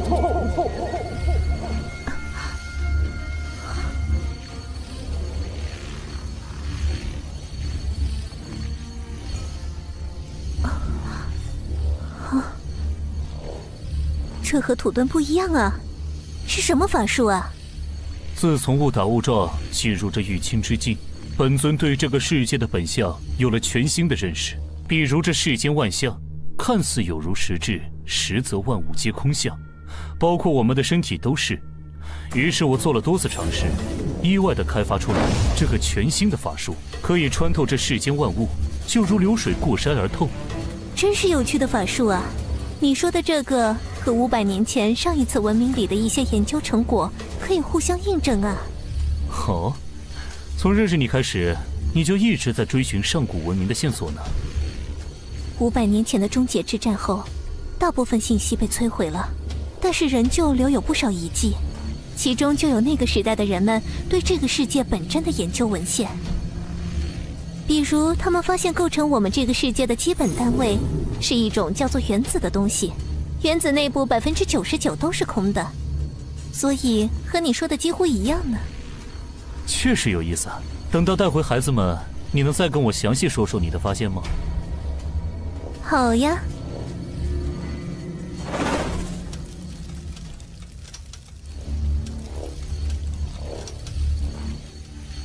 喂，这就是你所谓的计策吗？现在被关在这个死牢里面，不就任人宰割了吗？要不是某个人开口闭口小魔女小魔女的，连人话都听不进去，我又打不过你，那我不得带你见识一下真相吗？现在信了吧，这天剑山庄的真面目。对不起。你好傻哦，道宗怎么派了你这么傻的弟子下山？喂，你还有心情笑？我们现在被困在这里，就算知道了真相又怎么样？那现在你愿意跟我合作了吗？就算我愿意，又能怎么样啊？这东西是个厉害的法器，我能分金断铁，但是却始终挣脱不开。你看好了。哇，这是什么情况？我还以为他们会剑拔弩张，风儿性情耿直，居然会心甘情愿地向玲珑道歉。玲珑的修为在这一辈当中也许不是最厉害的，但是要说操控人心的手段，恐怕就大部分老江湖都不是对手。这简直就是一个小号的你嘛！怎么不好吗？做对手确实不怎么好呢，不过要是做朋友或者女儿，确实是极好的，至少不会让人担惊受怕。这样也不太好呢，太让人放心了，不就让别人少了牵挂？你看好了。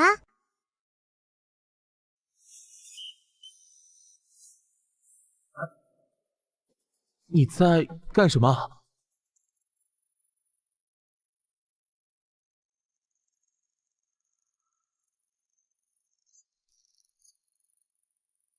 这是什么？是金虫，我从不老虫头那里抢来的。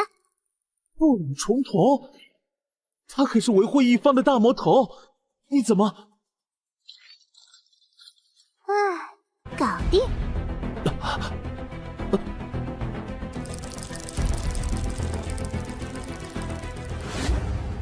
怎么，很好看是不是？我不是，我只是看就看了嘛。你们这些自称正道的真奇怪，都喜欢口是心非。我，对不起。你好奇怪啊！你看了我又不会少块肉。啊！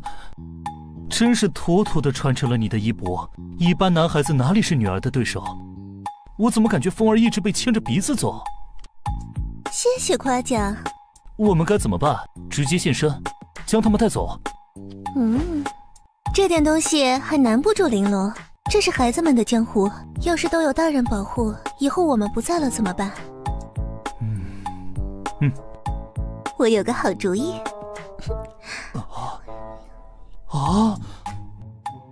真有你的，那就这么办吧。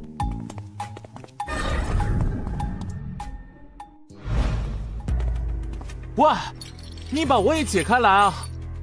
急什么？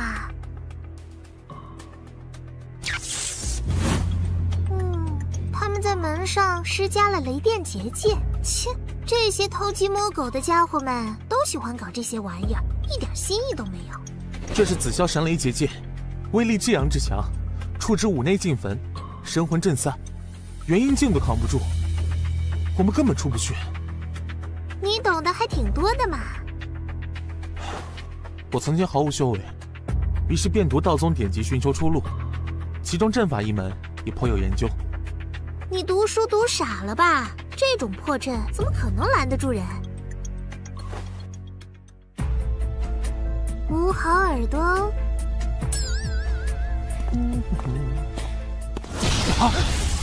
怎么回事？这是怎么回事？人呢？斋天阁那个妖女逃走了啊！我早就说过我们不是一伙的。放走那个斋天阁妖女，要是引来叶焕焕，你可是死罪。我是道宗弟子千芳，被这魔女陷害，一并被抓来这里。快，带我去见庄主，我来替你作证，说明一切，保你不死。好，谢谢兄弟了。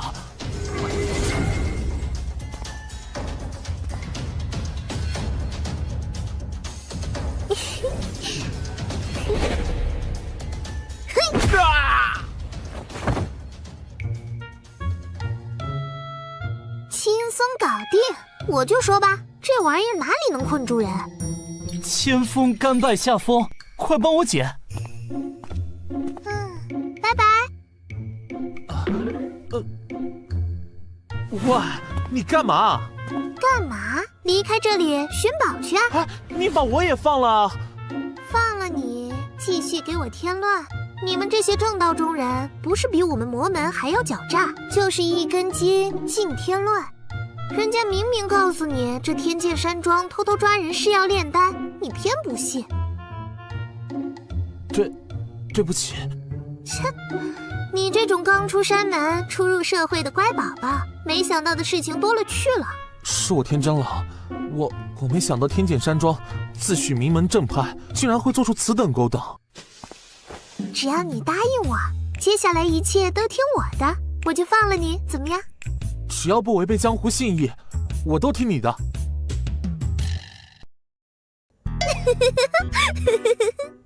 你笑什么？我爱笑就笑，要你管。再啰嗦一句，本姑娘就不管你了。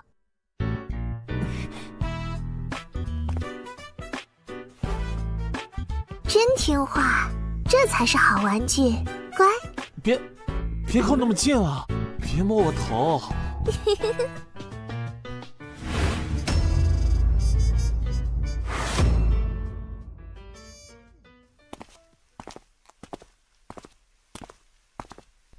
千锋，是你吗？啊，果真是你！快把我放出去！他是谁？一个熟人，你怎么也被抓这里来了？这个嘛，我和师兄回门路上误打误撞进了一处山洞，发现里面有人拿活人炼制人傀儡，师兄不听我劝，直接出手了。结果刚发现那里和天剑山庄有关，就被一个神秘高手抓来这里了，真是笨死了。我反思，那么你们能不能放我们出去了？他也挺厉害的。哦，这么巧的吗？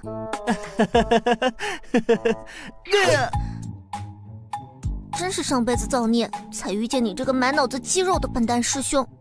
哼！妹妹，你把我们放了，我们都听你的。这天剑山庄高手如云，多一个帮手也是好的嘛。好吧，不过先说好了，要是找到宝贝，不许跟我抢哦。成交。你们等我一会儿，我拿下我的包包。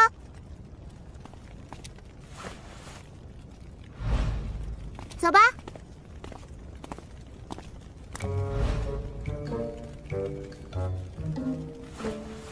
喂，你到前面去探探路。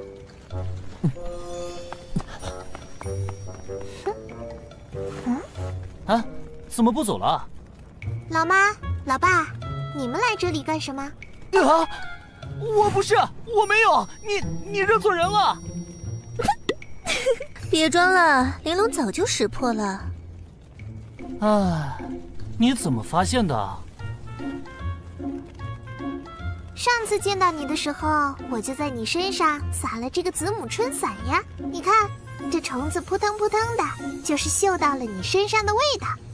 更何况进来的时候我就观察过，隔壁是一个中年大叔，根本不是两个人。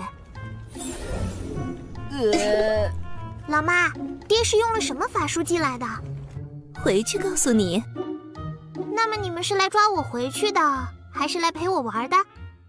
玩？你到这么危险的地方，居然是为了玩？你知不知道这很危险？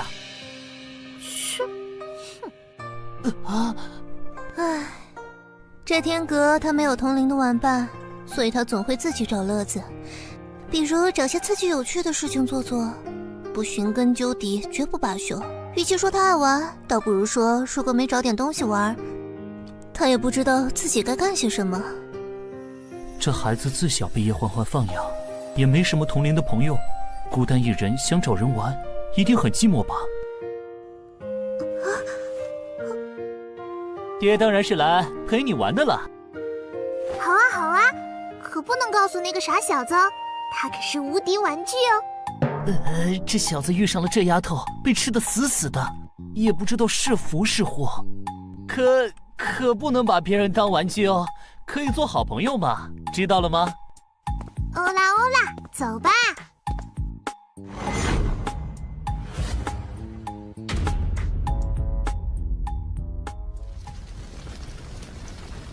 着火了！快来人啊！快灭火！快来灭火！快点，这边！哎，这边！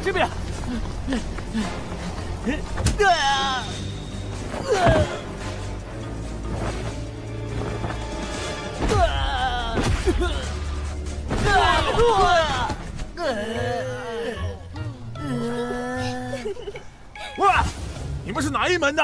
还不快去救火！账房在哪里？上面派我们去保护他。在西厢算账呢，那里没着火。好，你快去救火，我们去守着账房。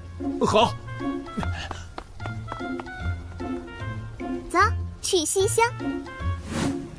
干嘛去找账房？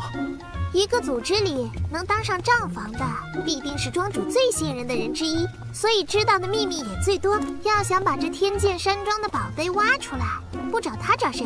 难道直接问庄主吗？快来！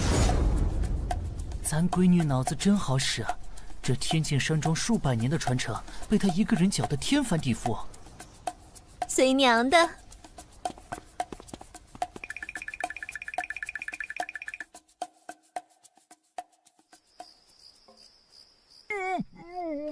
大规模的人口买卖做成活人试丹之用，难怪天剑山庄的丹药品性冠绝江湖，还出了如此多的高手。他们炼出如此大量的上品丹药有什么用？和他们每年出货的丹药量，再算上他们自己用的，也只是这总量的零头啊！啊？喂，你知道些什么？还不确定，等再确定一些再告诉你。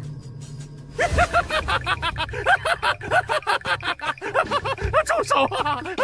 我真的不知道庄主的密室在哪里啊！我只是个管账的。喂，你来，酸爽加倍。这，你可是答应过人家的哦，男子汉大丈夫，言而有信。